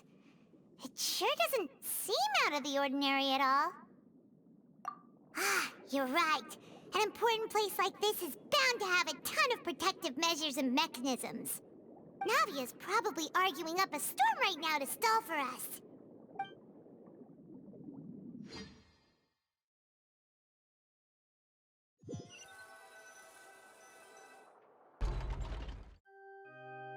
It would appear that I must repeat my question again, Mr. Tartaglia. Do you accept the charge that you are the true culprit behind the serial disappearances case? To be perfectly honest, I don't understand your country's complicated court system, or the reason why I'm being charged with something I've never even heard of. However, I did hear that people who have been charged can choose to participate in a duel to clear their name. Is that right? In which case, as long as I accept the charge, I can have an all-out fight with that champion duelist Clorinde, right? I've got to admit, that's one of the most enticing offers I've ever received. When I privately sparred with her last time, she was obviously holding back. Real disappointing. Hey! Don't you understand? You're currently the prime suspect for a major case. This isn't the place for you to be looking for fights. Oh? Sounds like the Hydro Archon wants to lecture me on the ways of the Opera House. Then why don't you duel me too? I'm the kind of student that learns best in the heat of battle. No. That's not what I meant. Alas, it would appear that communication with the defendant is going poorly, and we have made very little progress. In that case, let me explain everything from the very beginning again. The goal of this trial is to determine the culprit behind the serial disappearances case. That case had nothing to do with him. You've got the wrong man. Huh? What's going on? Why is she interjecting again? I told you it couldn't be one of the Fatui Harbingers. Miss Navia, this is the second time you've interrupted the court proceedings. I only tolerated your behavior last time because you were able to provide the court with a key eyewitness. But that was an exception rather than standard court protocol. I can very well charge you with contempt of court for your interjections. Oh, please. Did you ever think I had any respect for this place's pointless theatrics? We can put that discussion aside for now. I'm not here to argue with you. I'm here to charge the true culprit behind the serial disappearances case. And if my charges prove true, then Tartaglia here will be proven innocent by default, correct? Oh, a young lady has charged in and offered to clear my name. How fascinating. Well, I'd gotten half bored to death by all these rules and procedures anyway, so I'll take you up on that offer. So, Your Honor, is there nothing else for me to do now? You may take a seat for now in the audience, but that doesn't mean the suspicions against you have been lifted. Now then, Miss Navia, who is the person you would like to charge instead? That person is...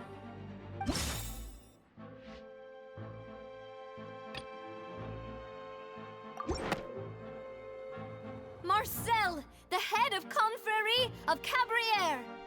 Huh? What confrérie? Never heard of them in my life. I've heard of them, but weren't they Spina di Rosula's sister organization? Oh, is this going to be a friends to enemies type situation? Please let me remind you, Miss Navia, that charging someone is an incredibly serious matter. Committing to the charge also means taking on the legal responsibilities associated with it. And if the charge fails, depending on the circumstances, you may also be charged with the crime of making a false accusation. Knowing this, do you still wish to charge this man? Yes, I do. In that case, I declare the charge to be valid. Miss Navia and attorneys, please take your places on the court. Members of the guards, please contact Mr. Marcel right away so that he may stand trial.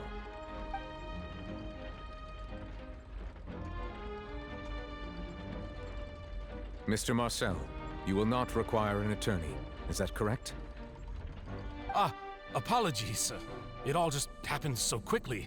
I still haven't figured out what's going on. I think an attorney won't be necessary. This is probably just a misunderstanding between me and Navia.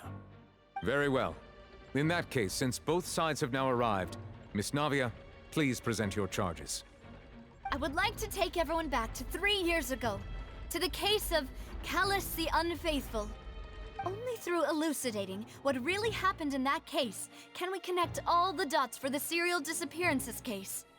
Navia, do you really think that I was the one who killed your father? Come on, why would I do that? Callus was my benefactor, and remember, both you and I only ran to the scene when we heard the sound of a gun.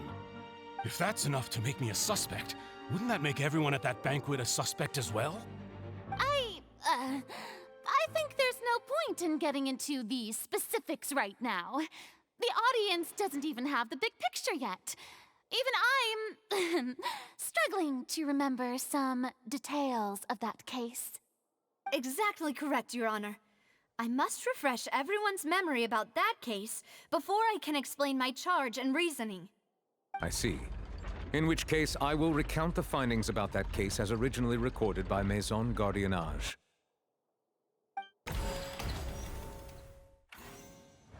On the day of the murder, Spina di Rosula hosted a large banquet in a countryside estate owned by the Confrérie of Cabrières. During the banquet, all attending guests heard 2 gunshots from the courtyard. When the guests arrived at the scene, they found the primary suspect, Callus, holding a gun, while his acquaintance, Jacques, lay dead from a gunshot wound. The guards' investigation did not recover any other firearms from the scene. As a result, they concluded that the suspect's first shot must have missed, while the second must have taken Jacques' life. The suspect did not dispute this conclusion, and also declined to defend himself in court. Instead, he chose to prove his innocence through a duel. Callus was defeated by champion duelist Clorinde in the ensuing duel, and soon succumbed to the injuries. These are the known facts about the case.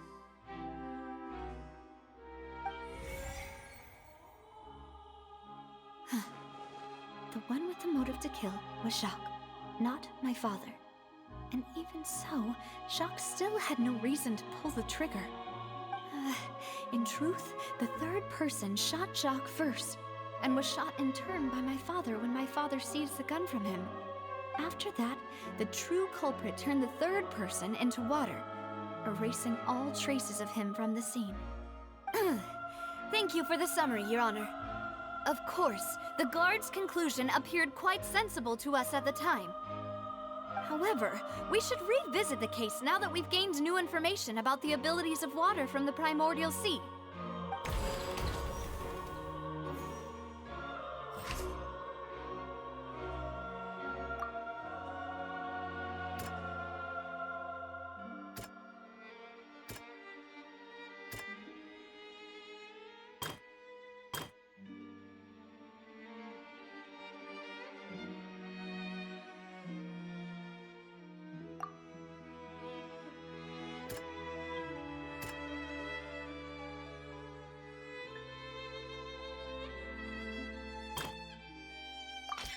The testimony of the victim's family confirms that Jacques had thoughts of assassinating Callus when he set out for the banquet. However, in the end, he reconsidered, and instead shared everything with Callus, hoping to seek the latter's protection. Unfortunately for Jacques, the true culprit had already considered this possibility, and had sent out another assassin.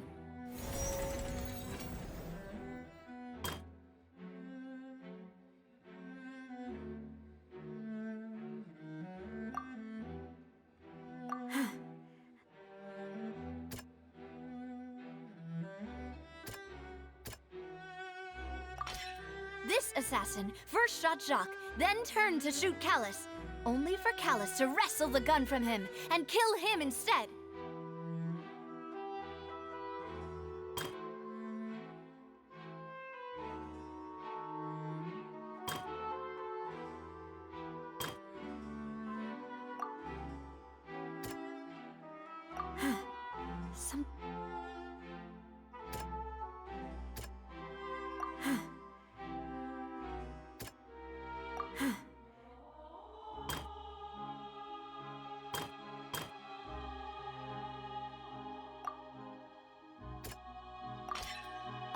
of clothing was found at the scene. The guards once believed they were used by Jacques as a costume to disguise himself. But now, it is clear that the clothes were proof that there was a third person at the scene, and that they were turned into water after committing the murder. Since it was raining that day, the culprit was confident that they could use the rain to wash away all traces of their dissolved accomplice. Realizing this, the true culprit caused the hired assassin to dissolve into water, leading everyone to believe Callus was responsible for Jacques' murder. This is the true version of events.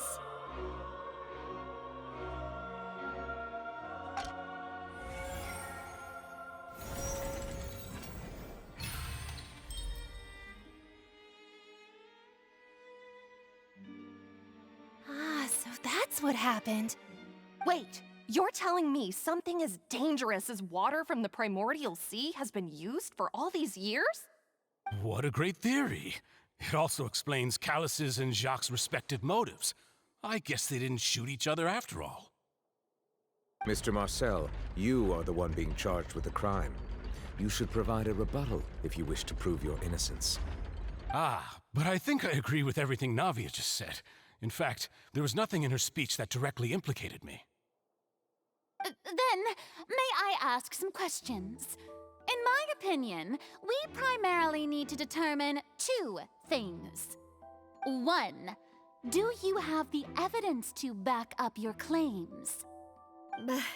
I'm afraid not. At least not at this very moment. Boo! If you don't have any evidence, you should just go home! I may not have the evidence with me, but I know where I could go to collect it. If we look up the deserted clothes against a record of people who went missing around the same time, we should be able to find a match. Considering the serial disappearances case, the guards probably kept careful records of all missing persons from around that time, regardless of age or gender. That makes sense to me. Monsieur Neuvillette, I would consider this to be a reasonable investigative direction. Why do I feel like Farina's acting a little differently today? Maybe she's scared of embarrassing herself again? Alternatively, she's become more diligent after charging an innocent citizen in the last trial.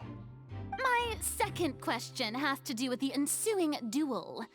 If the truth is indeed as you described, then why didn't Mr. Callus explain himself in court? If he had testified that a person had been dissolved, he could have at least mounted a defense. I've thought about this too, and the answer is actually pretty simple. He felt there were things that were more important to him. The dissolving power of water from the primordial sea is an important secret for the true culprit of the serial disappearances case. My father could have exposed it for all to see, but he chose to take it to the grave. At that time, Spina di Rosula was in dire straits, and his reputation had already been shattered. He had no guarantee that going forward with the truth would allow the culprit to be brought to justice. What was certain, however, was that it would paint a gigantic target on my back. Boss once told me that Demoiselle had already been selected as the next target of the serial disappearances case. What? If the secret had gotten out, the culprit would have fought an all-out war with Espina right there and then. I wouldn't have been the only one in danger. All of us would have stood to lose our lives. Of course, the guards might eventually figure out the truth of the matter and determine that we were in the right. But what good would that do?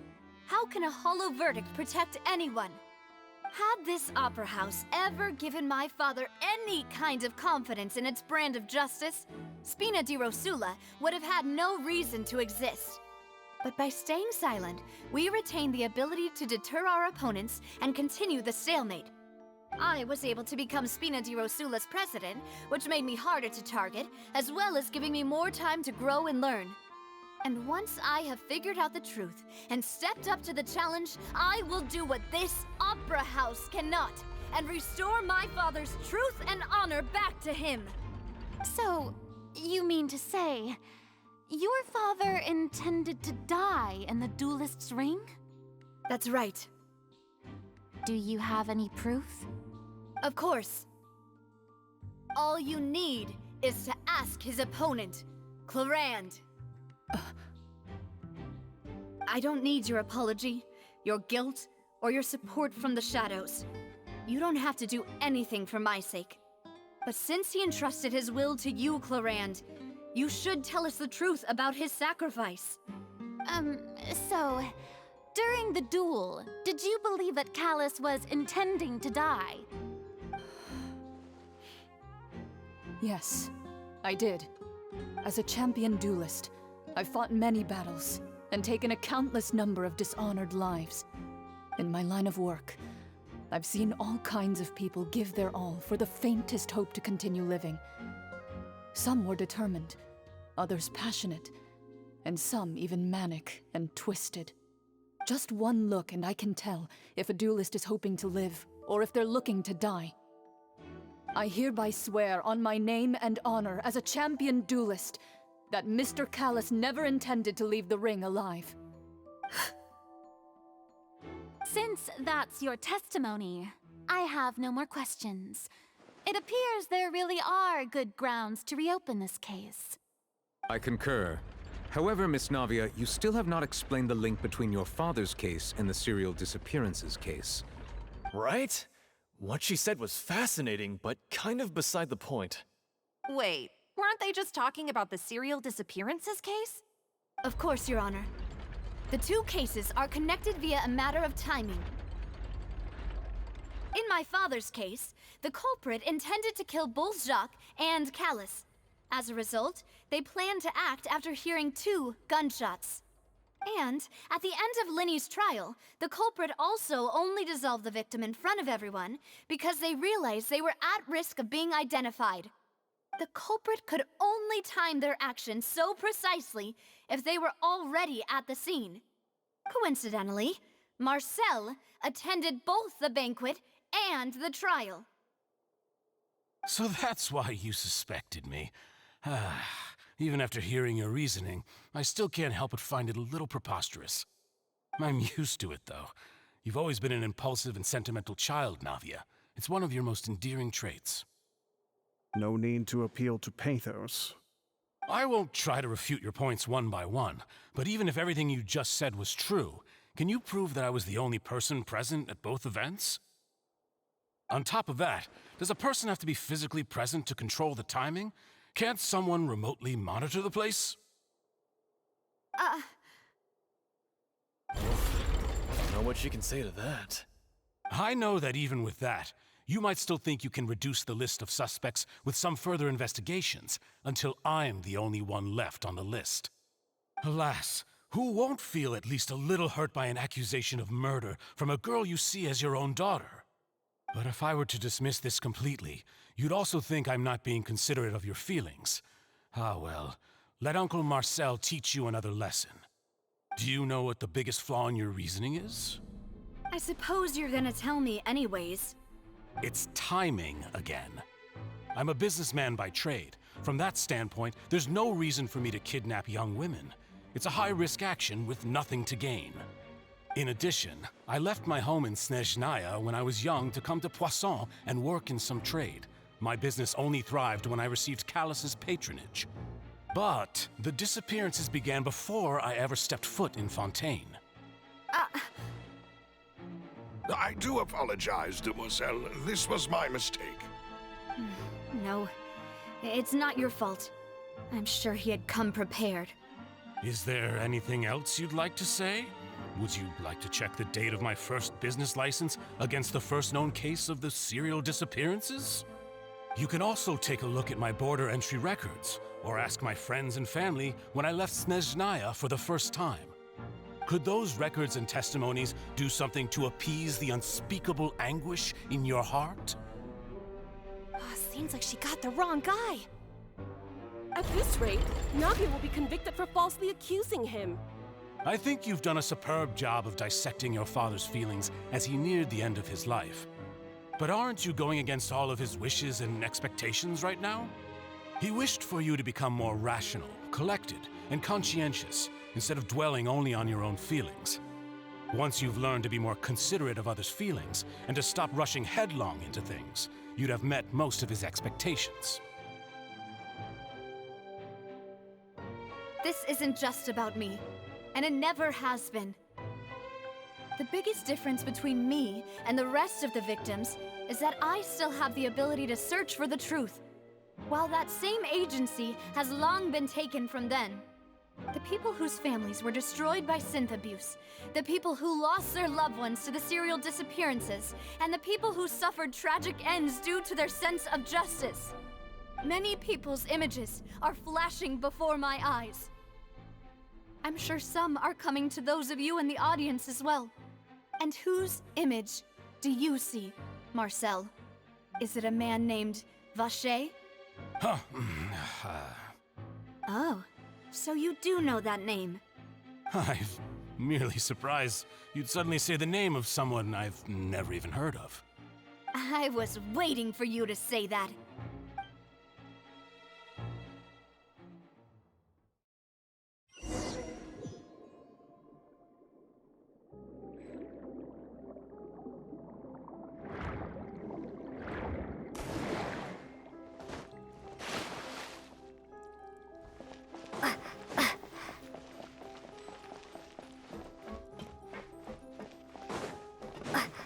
Illusion shattered!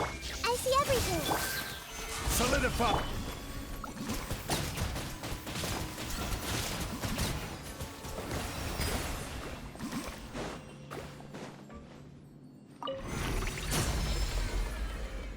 Whoa!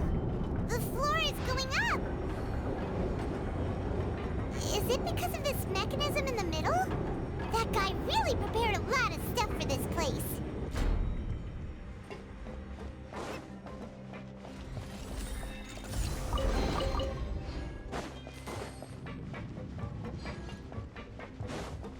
Paimon thinks we need to go up, but Paimon doesn't see a way.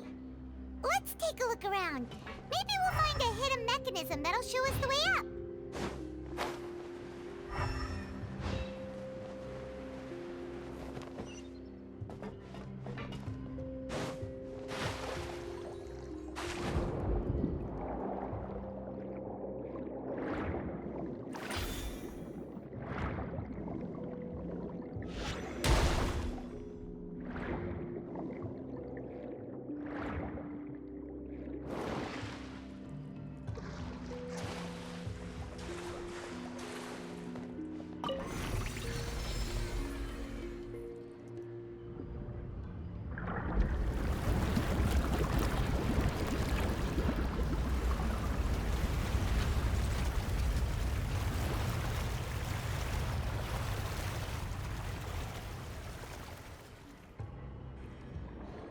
The water level is rising.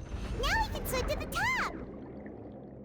But this is still a ways away from where we need to go.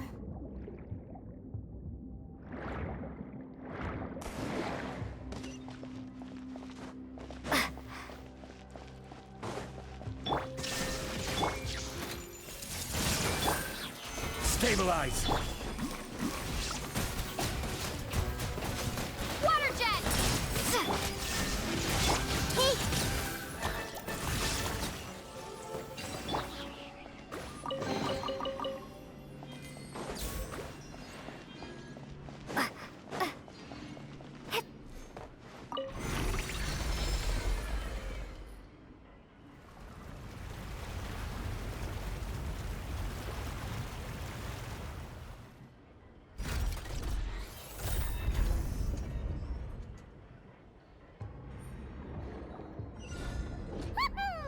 Now the path is clear! Let's go!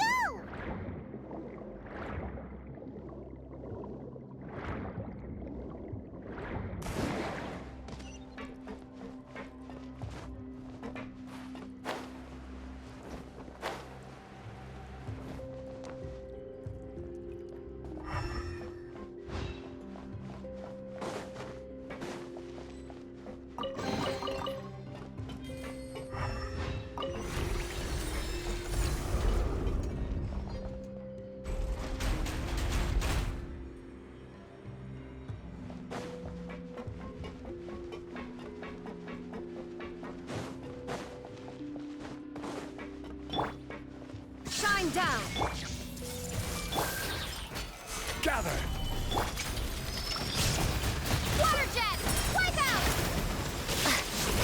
Illusion shattered!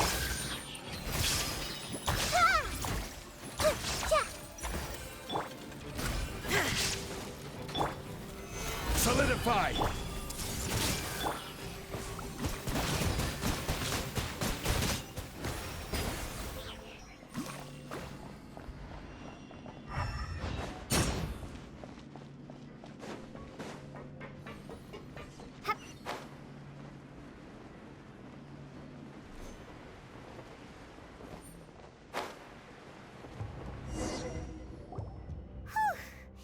After all that, we finally made it to the innermost sanctum.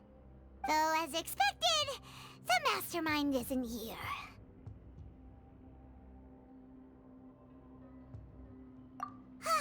That's right. Then let's hurry up and find some evidence so we can get back to the Opera House and help Navia.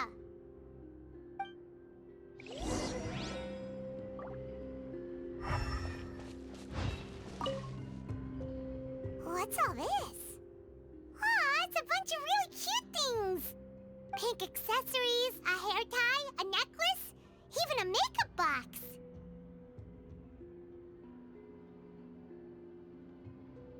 Oh, Paimon sees it too, but why are all these cute things labeled with different girls' names?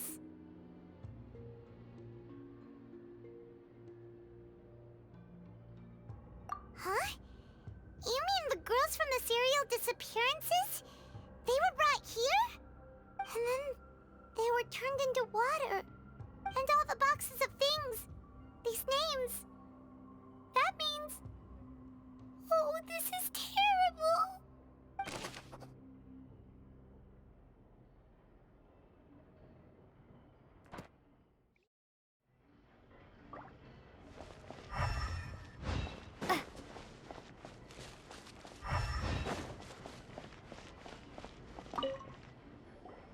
Whoa! There's so much synth here! And so many bottles of ingredients that probably just contain the waters of the primordial sea.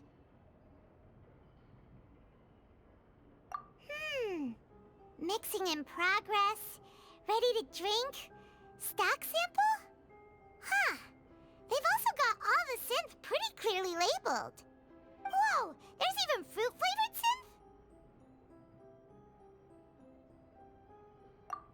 Yep, it's super obvious.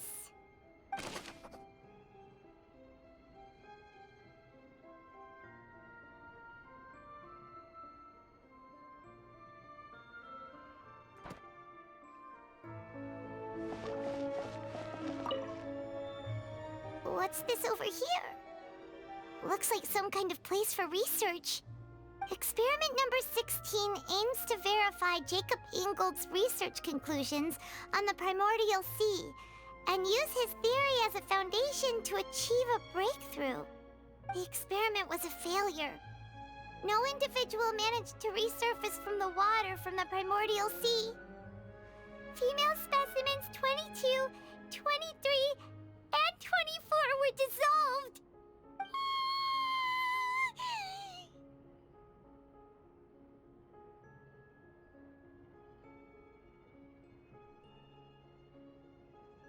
Sorry, Traveler. Paimon will try her best. It's just that Paimon's never read something so scary before. How can someone write something that terrible in such a matter-of-fact tone? You read the rest. Paimon's too scared to keep going.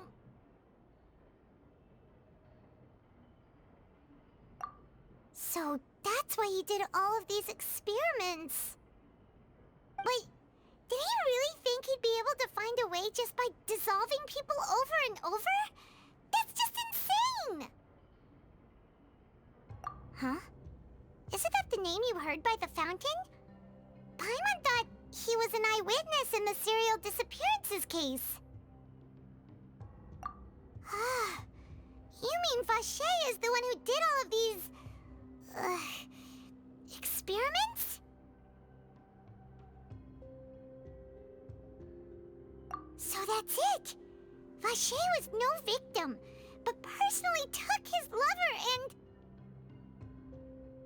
No, that's not it either! If that's the case, why would he want people to resurface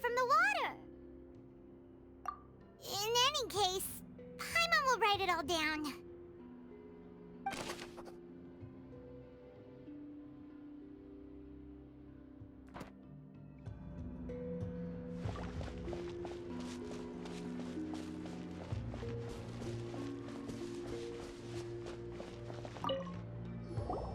Let's see what's written here.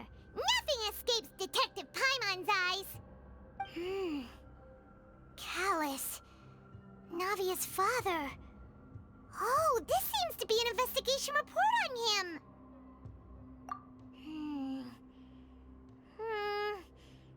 Yep, it's about finding someone to assassinate Jacques and Callus because of a lack of confidence that Jacques himself would go through with it. This should prove the existence of the third person, right? We still have not determined the exact content of the key information Callus has passed on to certain members of his organization. The old dog's a real menace to deal with. Even if he abides by the promise he's made to us, he will still have the upper hand. He can act whenever he wants to make our lives miserable. The only option left is to remove him from the picture entirely. I concur. Let's send someone to kill him.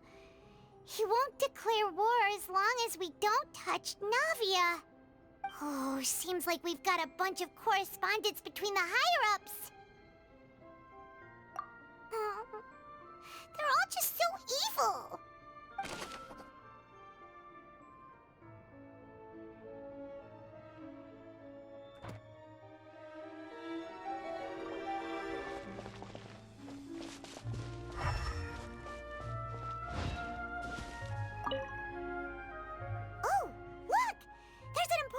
Basin over here, and it's full of water. That means this is where they make all the synth, and that special water is the main ingredient. If you dilute it with normal water, you'll get synth, but the pure stuff can dissolve a human. Paimon will take notes on this incriminating evidence.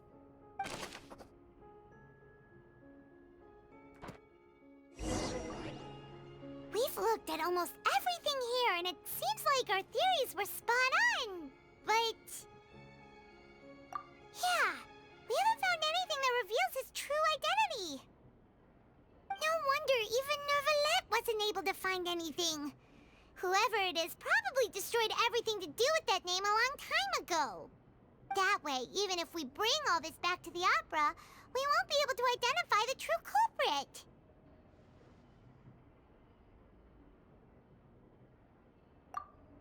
Sure thing. Paimon won't admit defeat to this guy either.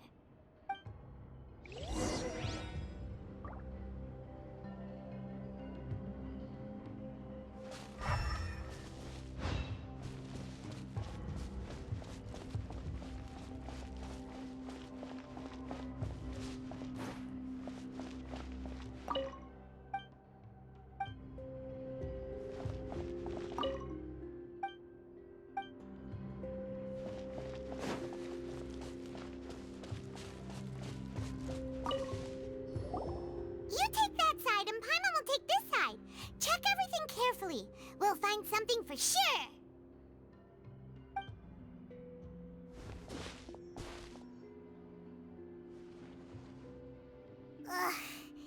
Nothing at all. And Paimon can't even find snacks either.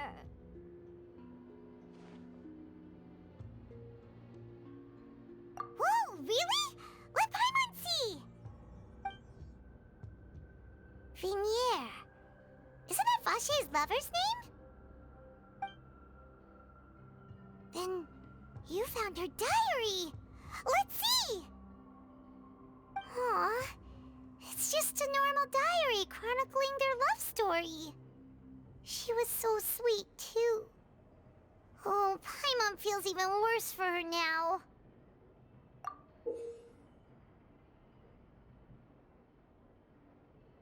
So many! A whole page's worth! But they're all crossed out. Was she unhappy with all of them? The final name she decided on was Marcel. Wait, but Marcel's pretty old. Has this case been going on for so long that he's Vacher and Venier's grown son? Hey! Paimon still hasn't figured it out yet.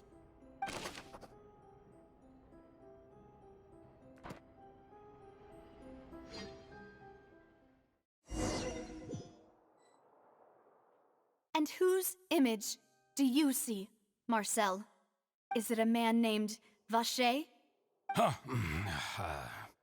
Oh, so you do know that name. I'm merely surprised you'd suddenly say the name of someone I've never even heard of. I was waiting for you to say that. Navia! We're back! As expected of my partner. I just knew you'd return in the nick of time. Just how often do you intend to flout the rules of this court? It's all right, Monsieur Nervalette. Given their confidence, I expect they've found the crucial evidence.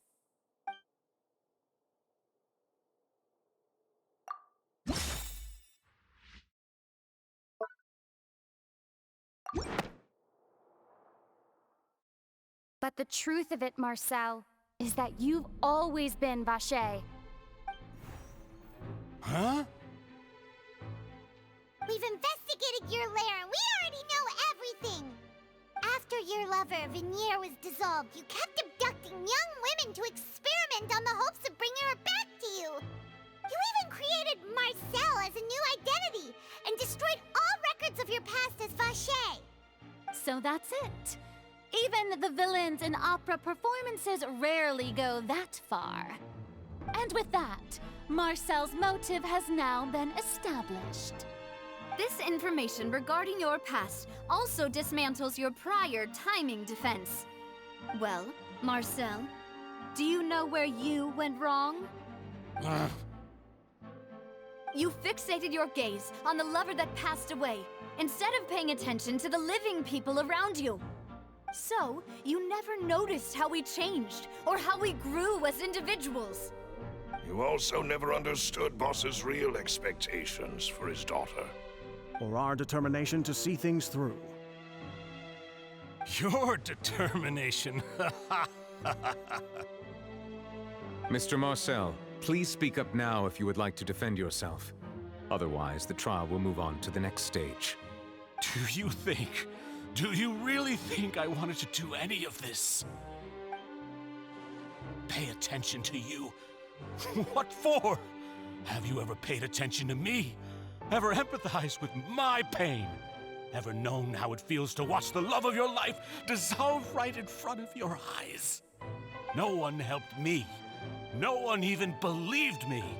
All those decades ago, even the officers from the Maison Gardiennage were laughing at me. They said there's no way a human being can turn into water. So I must have gone mad from grief.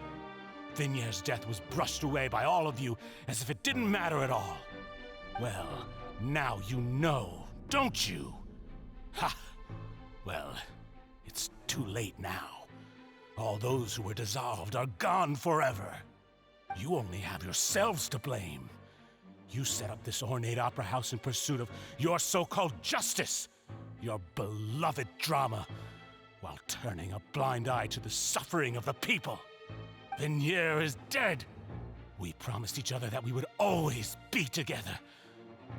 Wherever she goes, I will follow. But I'm not from this blasted place, so I can't be dissolved, no matter what I do. Hey, is that water from the primordial sea that he's drinking? I can't dissolve! Can't dissolve! Can't dissolve! Do you all see?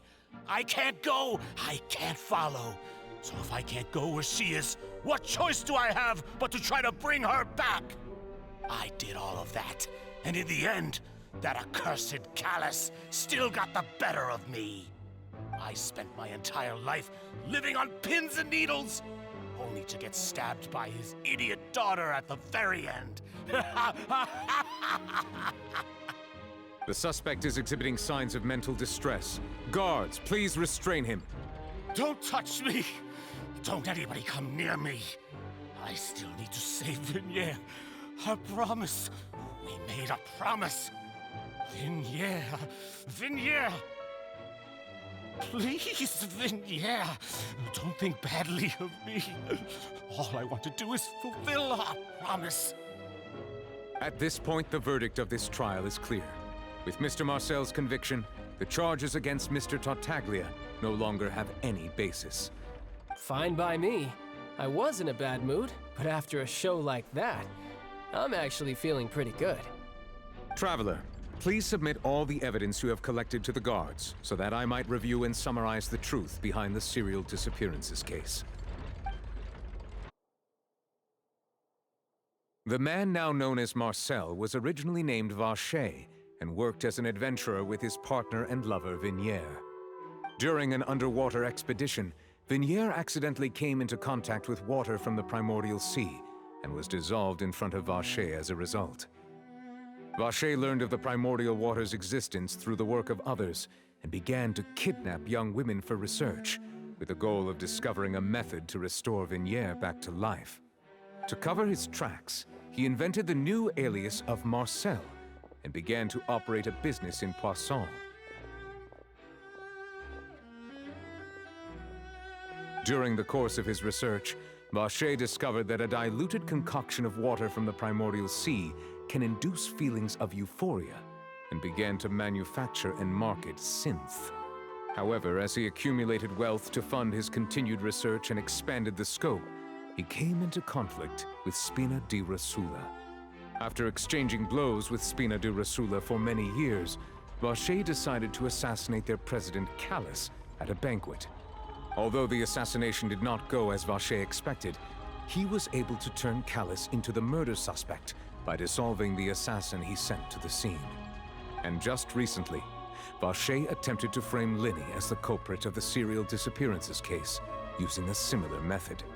However, his attempt to frame Linny failed, and the power of water from the primordial sea became public knowledge. This case also exposed enough of Vacher's machinations that he was eventually successfully charged in court. Thus concludes the enigmatic history of the serial disappearances case, with the truth revealed to all.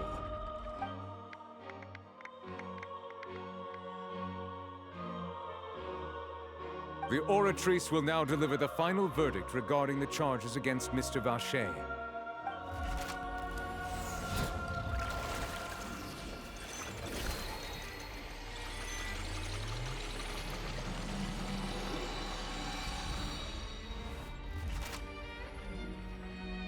According to the judgment of the Oratrice Mécanique d'Analyse Cardinale, Mr. Vacher is guilty. Guards! Take Vacher away. Good. It's what he deserves. With that, the serial disappearances case is over now. We really just witnessed history. Who would have thought the true culprit would be such a polite and well-spoken guy? Yippee! We helped Navia bring the bad guy to justice! He's hurt so many innocent people, and now he's finally getting what he deserves. Huh? Are you okay? Demoiselle, you were absolutely brilliant. The day our late boss had always hoped for has finally come. You can rest easy now, knowing justice has been served. Yeah. Yeah. It's finally over. It's all thanks to you guys. And my partner. See, Papa? Spina di Rosula's still doing well with me at the helm. Well now, hasn't this been a most delicious piece of drama? The villain has been caught, justice has been served, past wrongs have been righted, and it's a big ol' happy ending. Since it's been such a great show, I'll just let the false accusations against me slide. Either way, I've still got some business to attend to, so if you'll excuse me...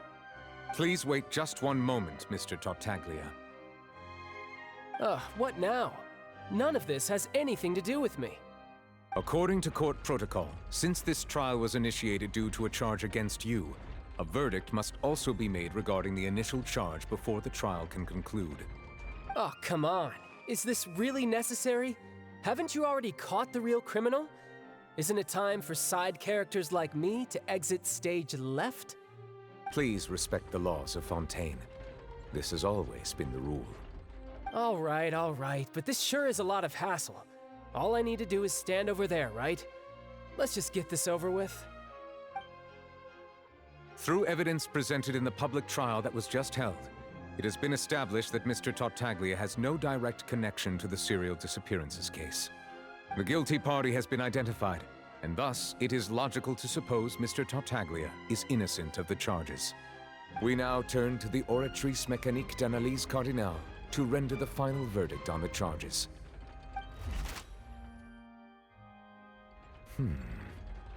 According to the judgment of the Oratrice Mécanique d'Analyse Cardinale, Mr. Tartaglia is guilty. What? Hey! That's not funny! Didn't you just say I'm supposed to be innocent? What's with this verdict? Is your justice machine malfunctioning? Huh? This has never happened before.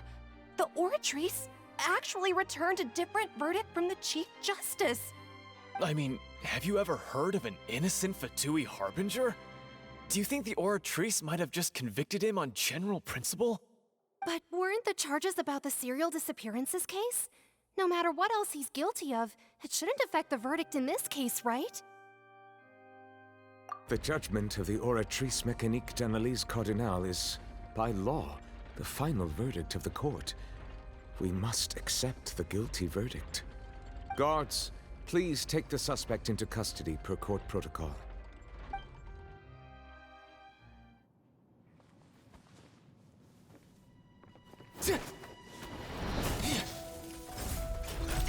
So this is how justice is done in Fontaine. What a joke. You've got your rules. Well, I've got mine too!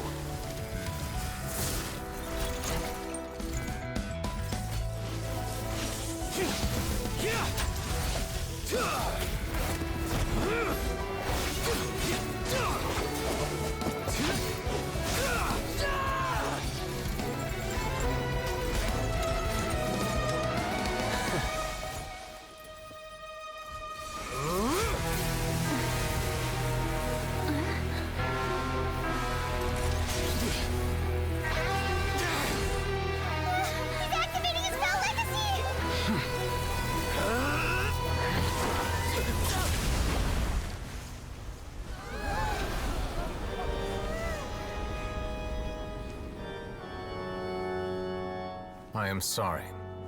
If you have been wronged, we will find the truth. But the rules of the court must be upheld.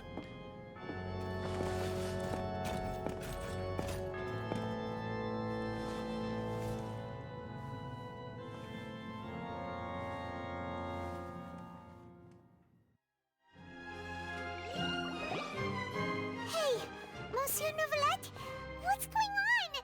Shouldn't they have been cleared already? Apologies. This is also the first time I've encountered such a situation. However, according to the rules established at the conception of Fontaine's court system, the Oratrice's judgment is the final verdict of the court. All I do is follow court procedure. As for why the Oratrice arrived at the conclusion it did, you should probably ask someone more knowledgeable than me. Why are you looking at me? I had nothing to do with it! I don't know what happened there either! Hey, stop staring at me! What does Lady Verena mean by that?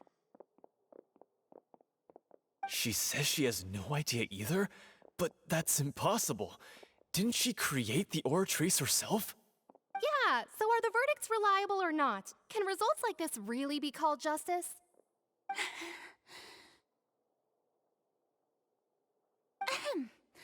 My dearest citizens, did you really think we'd allow an incorrect verdict to be handed out in this court? Did you really believe that the judgment could be mistaken or be the result of some sort of random mishap? Don't tell me. You thought even I had been blindsided by the Oratrice's result. But the way she looked just now, it was pretty obvious she had no idea what was going on. However, given the state of things, I shall give you an explanation. Everything that just took place, including my supposed shock and bafflement, was a part of an elaborate performance, with every action meant to stir up drama and excitement. And, of course, for every performance, there is a script. Everything has unfolded exactly as I expected from the very beginning. As the embodiment of the very concept of justice, the Oratrice shall never render an arbitrary judgment! If you thought Child had nothing to do with the serial disappearances case, it is only because you've been blinded by the superficial appearance of innocence. Everything he's done, not to mention the danger he poses, are beyond ordinary comprehension and completely unforgivable! All shall be revealed in time. You will come to understand my noble intentions, as well as the absolute correctness of the Oratrice's verdict.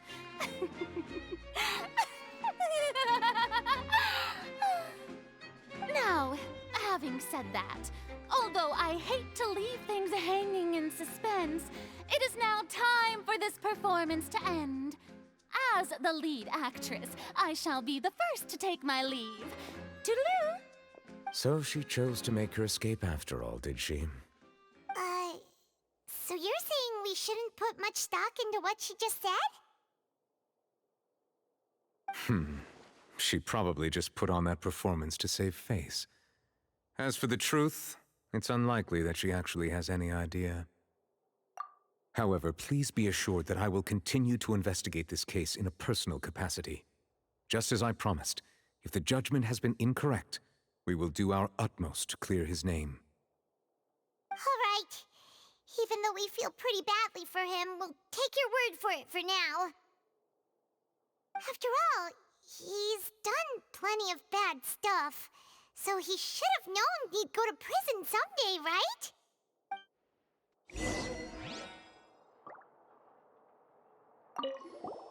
Oh, Monsieur Neuvillette! That power you showed when you took him down. Who are you really? I'm the Chief Justice of Fontaine, of course. If officers of the law lack the strength and capability to enforce it, then it makes a mockery of justice.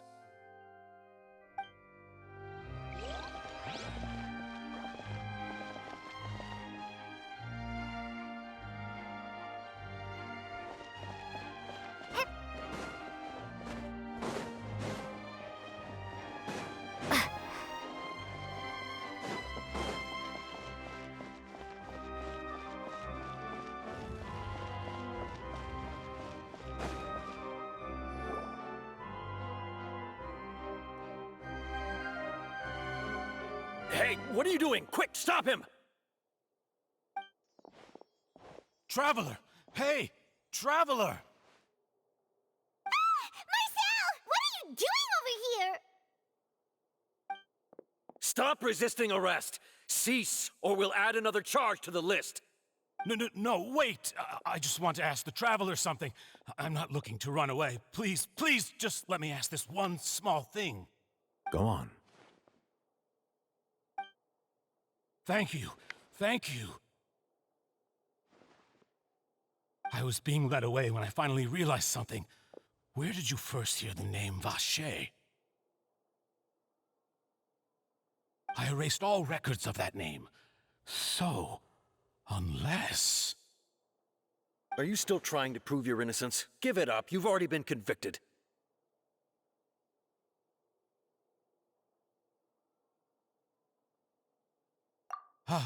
Really? You did? You're sure? You met her? But how could that be? How did you manage to do it? The Fountain of Lucine? Then she's been so close to me all along. And I just never... Please give me a chance to talk to her again. Just let the Traveler take me to the fountain to see her one last time. This is the last request I'll ever make in my life. You can do whatever you want to me afterwards. I don't care. What? Give an inch and you want to take a mile? Do you think serial killers get to make requests like that? Paimon agrees. Why should we give him what he wants when he's only done a ton of super terrible things? This request, is it worth as much to you as your life? Of course! Wait, no. It's worth even more than my life. Humans. Will they betray the instinct to live just to satisfy spiritual needs? Very well. I will grant your request. Your Honor, I fear that... I will go with him. You do not need to worry about any escape. In that case, I shall leave him in your most capable hands, Chief Justice. Thank you, Your Honor.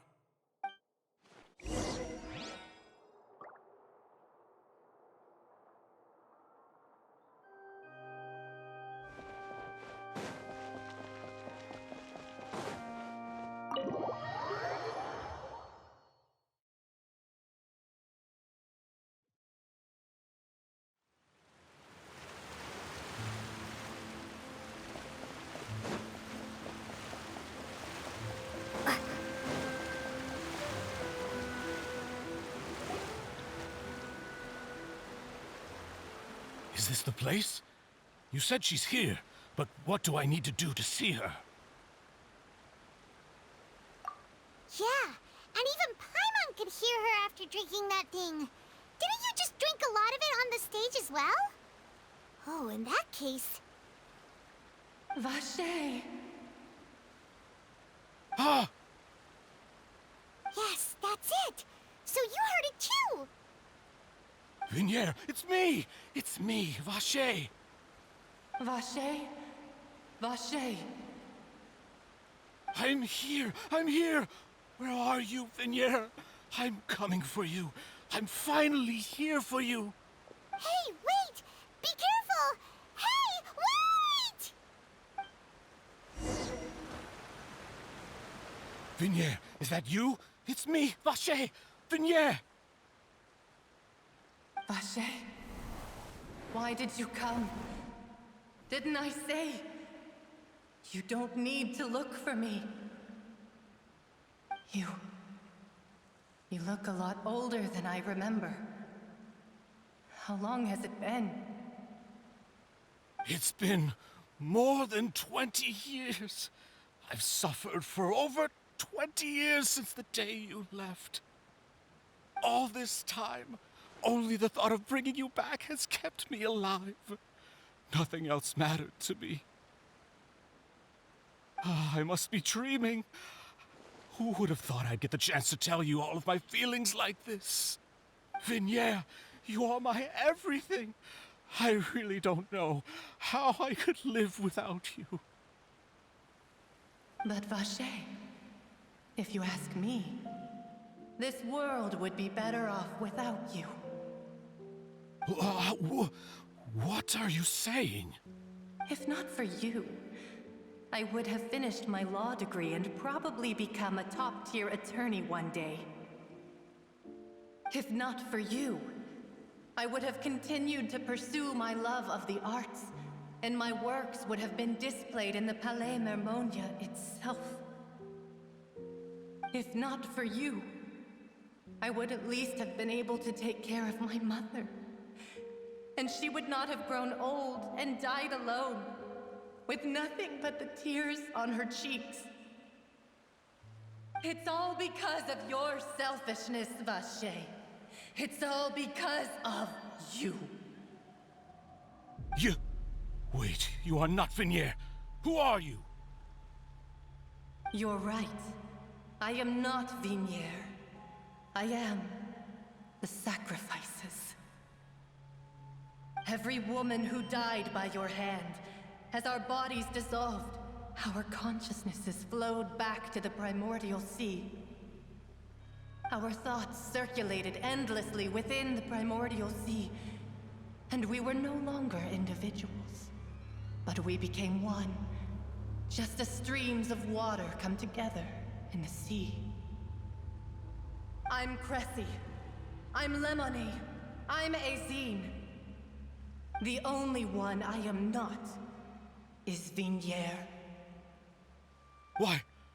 But then, where is Vignier? She doesn't want to see you anymore. Every tendril of her consciousness is avoiding you. This is what you get for your selfishness. Your selfishness robbed us of our lives and our futures. You said time and time again that you'd do any and everything for her. But did you ever consider whether she'd want to see you do the things that you did? If she would despise you for what you became?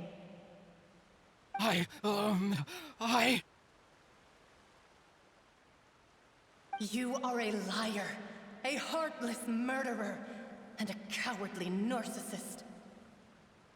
The only thing you are not is Vignier's beloved. From the moment your first victim died and her consciousness merged with Vignier's, she has had nothing but pure hatred for you.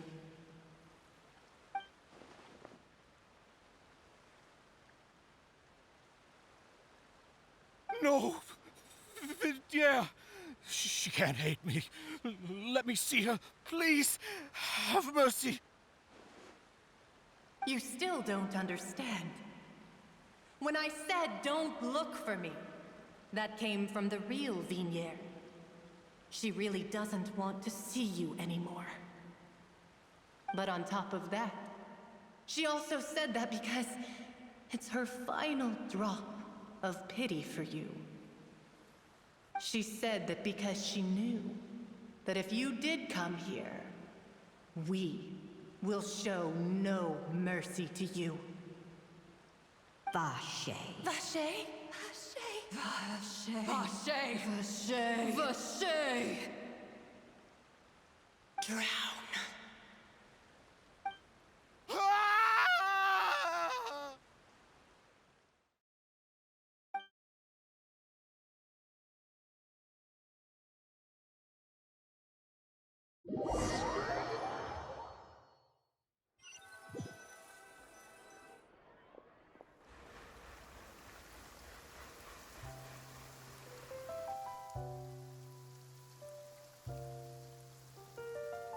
Finally, we have some time to do shopping. Gosh, it's really been a long time since we've been able to relax. Huh. Well met, partner. I knew something great was going to happen when I woke up in such a good mood today. Even this weather can't put a damper on the demoiselle's mood. It's a pleasure to see you both again. Oh, hey, Navia! It's been a few days. Paimon's already started to miss you. Oh, now that I believe. I'm easy to work with and always bring home the bacon. Who wouldn't treasure having a partner like me? Sounds like you're really enjoying life these days, Navia. What have you been busy with since the trial? It's just been one thing after the other. I've been making non-stop trips between Poisson and the courts in Seine. Everyone from Spina di Rosula organized a memorial for my father.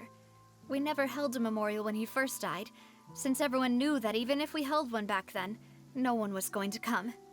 This time, though, everyone in Poisson, and even many people from the court, all attended. So his name's definitely been cleared now. That's what we like to hear. It's been the dearest wish of Demoiselle all along.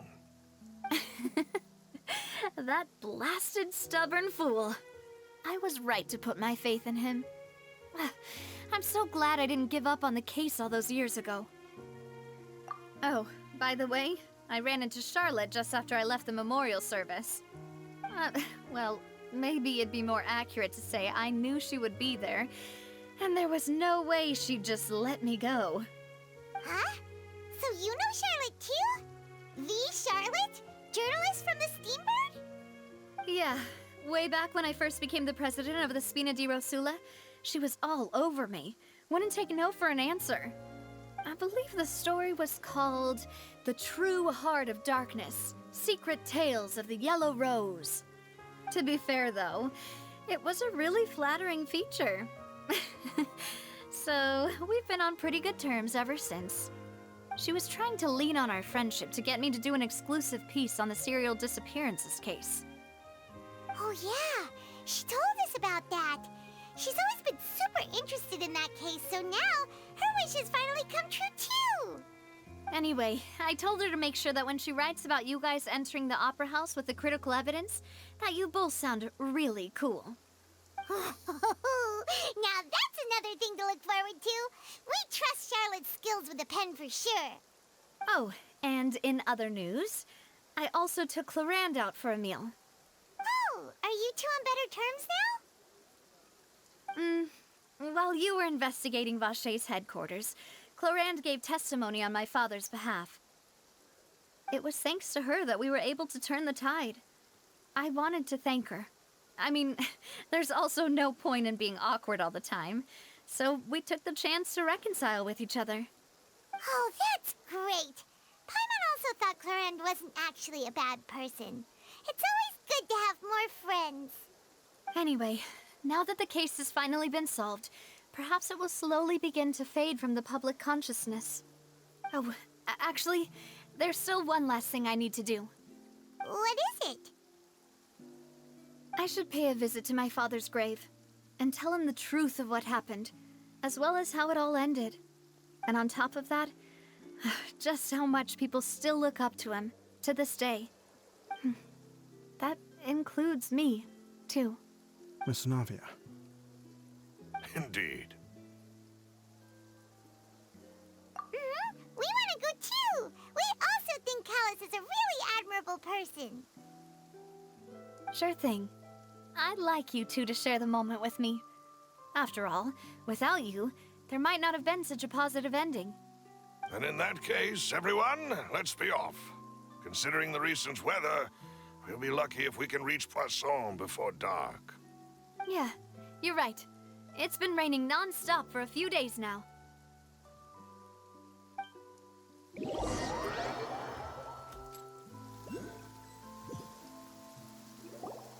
Huh. This is where my father's grave is. To be perfectly honest, even I haven't been back here for a long time. Huh? There's someone there already. Wait. That figure. It can't be... Isn't that Neuvillette? Why would the Chief Justice be here? Huh? Navia?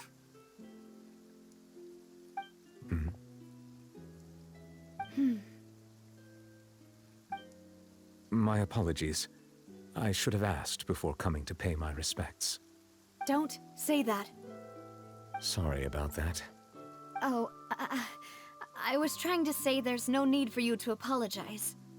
I wanted to show my father how much I've grown, but still, I doubt I've grown to the point that even the Chief Justice would feel compelled to apologize to me over and over. In that case, I will stop apologizing for now. You really could use some pointers on understanding human emotions, Monsieur Neuvillette. In any case, why did you come to Poisson? Well, ever since that day, I've been turning a question over and over in my head. Just what is justice anyway? There was once a time when I didn't want to believe that there could be anything more important to humans than life itself. Oh, rather than that, it's probably more truthful to say I didn't believe humans were capable of resisting the most basic instinct of living things. That they could rebel against their own nature, or consider certain things to be more important than their own lives. Which is also why I didn't stop your father from beginning that fateful duel. I believed that a truly innocent man would never throw away his life like that. That there was nothing, should have been nothing more important than one's own continued survival.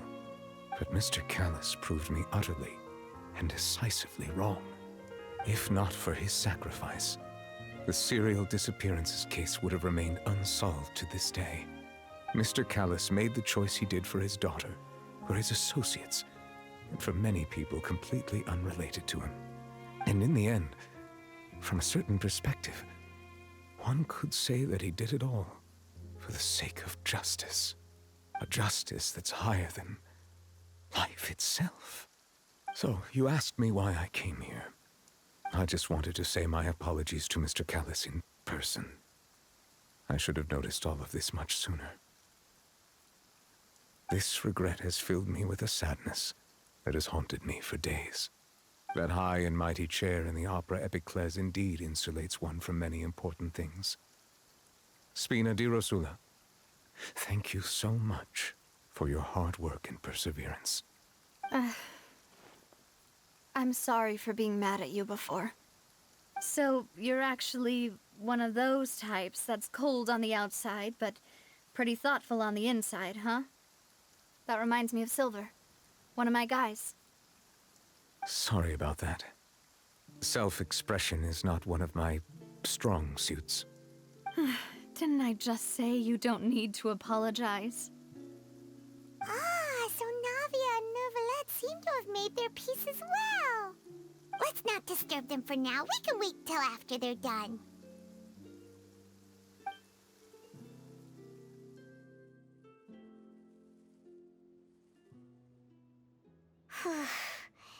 Paimon's never paid respects at someone's grave before.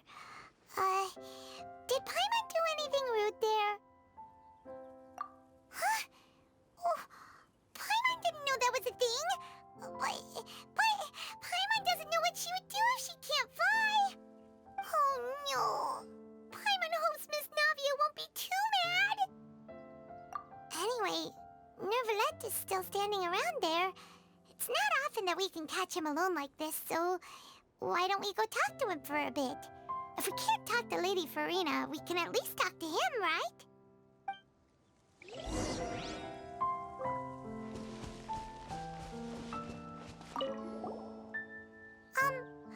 Paimon's really sorry, Navia, but Paimon did something pretty disrespectful just now.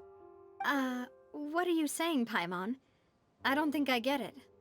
Well, aren't you not supposed to fly around someone's grave? Huh?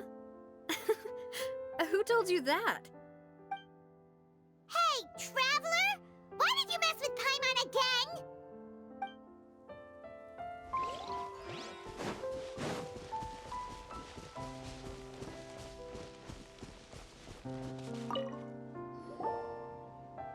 Oh, it's you two. Did Miss Navia invite you to come pay your respects to her father? Mm-hmm. We ran into Navia on the streets today, so we just followed her here. I see, I see. Then is there something that I can help you with? Well, it's pretty hard to run into you like this since you're usually super busy. So we figured we could try to ask you a few questions, if that's okay. Please feel free. Though outsiders, you helped us solve one of the greatest mysteries in Fontaine, and it would be my pleasure to return the favor. So, at court, the bad guys referred to that special water as water from the primordial sea, but what is it really? Truthfully, that name is already quite accurate. I can only surmise that Vacher and his ilk only learned of its nature and existence after extensive research. There used to be a special sea on the surface of this planet. The nature of its seawater was rather different from that of the sea we know today. Most of Tevat's life forms were first born in that special sea. You could say it nurtured much of the life on this planet. Huh. So it really was where everything began. It makes sense to call it primordial then. But today, the primordial sea no longer exists on the planet's surface. What Vacher discovered must have been some kind of special case, or a remnant from a truly ancient age. Huh. So that's how it is. Oh, you really know everything, Monsieur Neuvillette. But if that's the case, then why would people, at least people from Fontaine, dissolve in that kind of water? Indeed. Why would the primordial sea, which was known to engender and nurture life, suddenly reverse itself and devour life instead? To be frank, that also doesn't match my understanding of this world and its laws. There must still be some unknown secrets around the people of this land. Is there anything else you'd like to ask me about? That the sea levels will rise and everyone will be dissolved in water, leaving Farina crying alone on her throne, but the sins of the people will be finally washed away for good. Does that appropriately summarize the version you've heard? That's right! It was Linny that told us back then. And that about covers all the main points. Yes, up to the present, I think we reached a point where we have no choice but to confront this prophecy directly. Rumors have it that this prophecy is rooted in the last words the former Hydro Archon left to the world before she passed away. A prophecy? Of the former Hydro Archon? Wow. This is the first time that we've ever heard of it. 2 parts of the prophecy have already proven correct. The rising sea levels and the ability of the people of Fontaine to be dissolved.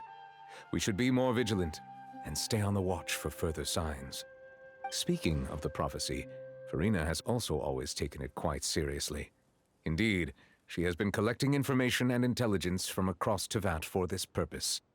If the rumors were true, then perhaps this prophecy is the conundrum left to Farina by her predecessor. But with Farina being the way she is, can we really trust her to solve it? Is there anything else you'd like to ask me about? My apologies. My investigation has still not reached its conclusion. However, I still believe the judgment of the Oratrice was not rendered arbitrarily. But you also said you thought he was innocent. For many years, I have been quite aware that the Oratrice does not simply mechanically repeat the verdict that I give on each case. As a divinely created mechanism, the people's unified faith in the concept of justice is integrated into it. Not only can it produce the incredible power of indemnitium, but it likely also possesses other traits, such as self-awareness. Which is all to say, I have been prepared for a situation like this for a long time. Huh. So when Linny told us that he heard a human voice from the room where the Oratrice's core is stored... I was not aware such a thing had occurred. Perhaps that could serve to prove my conjecture. I will add that to the list of items to investigate.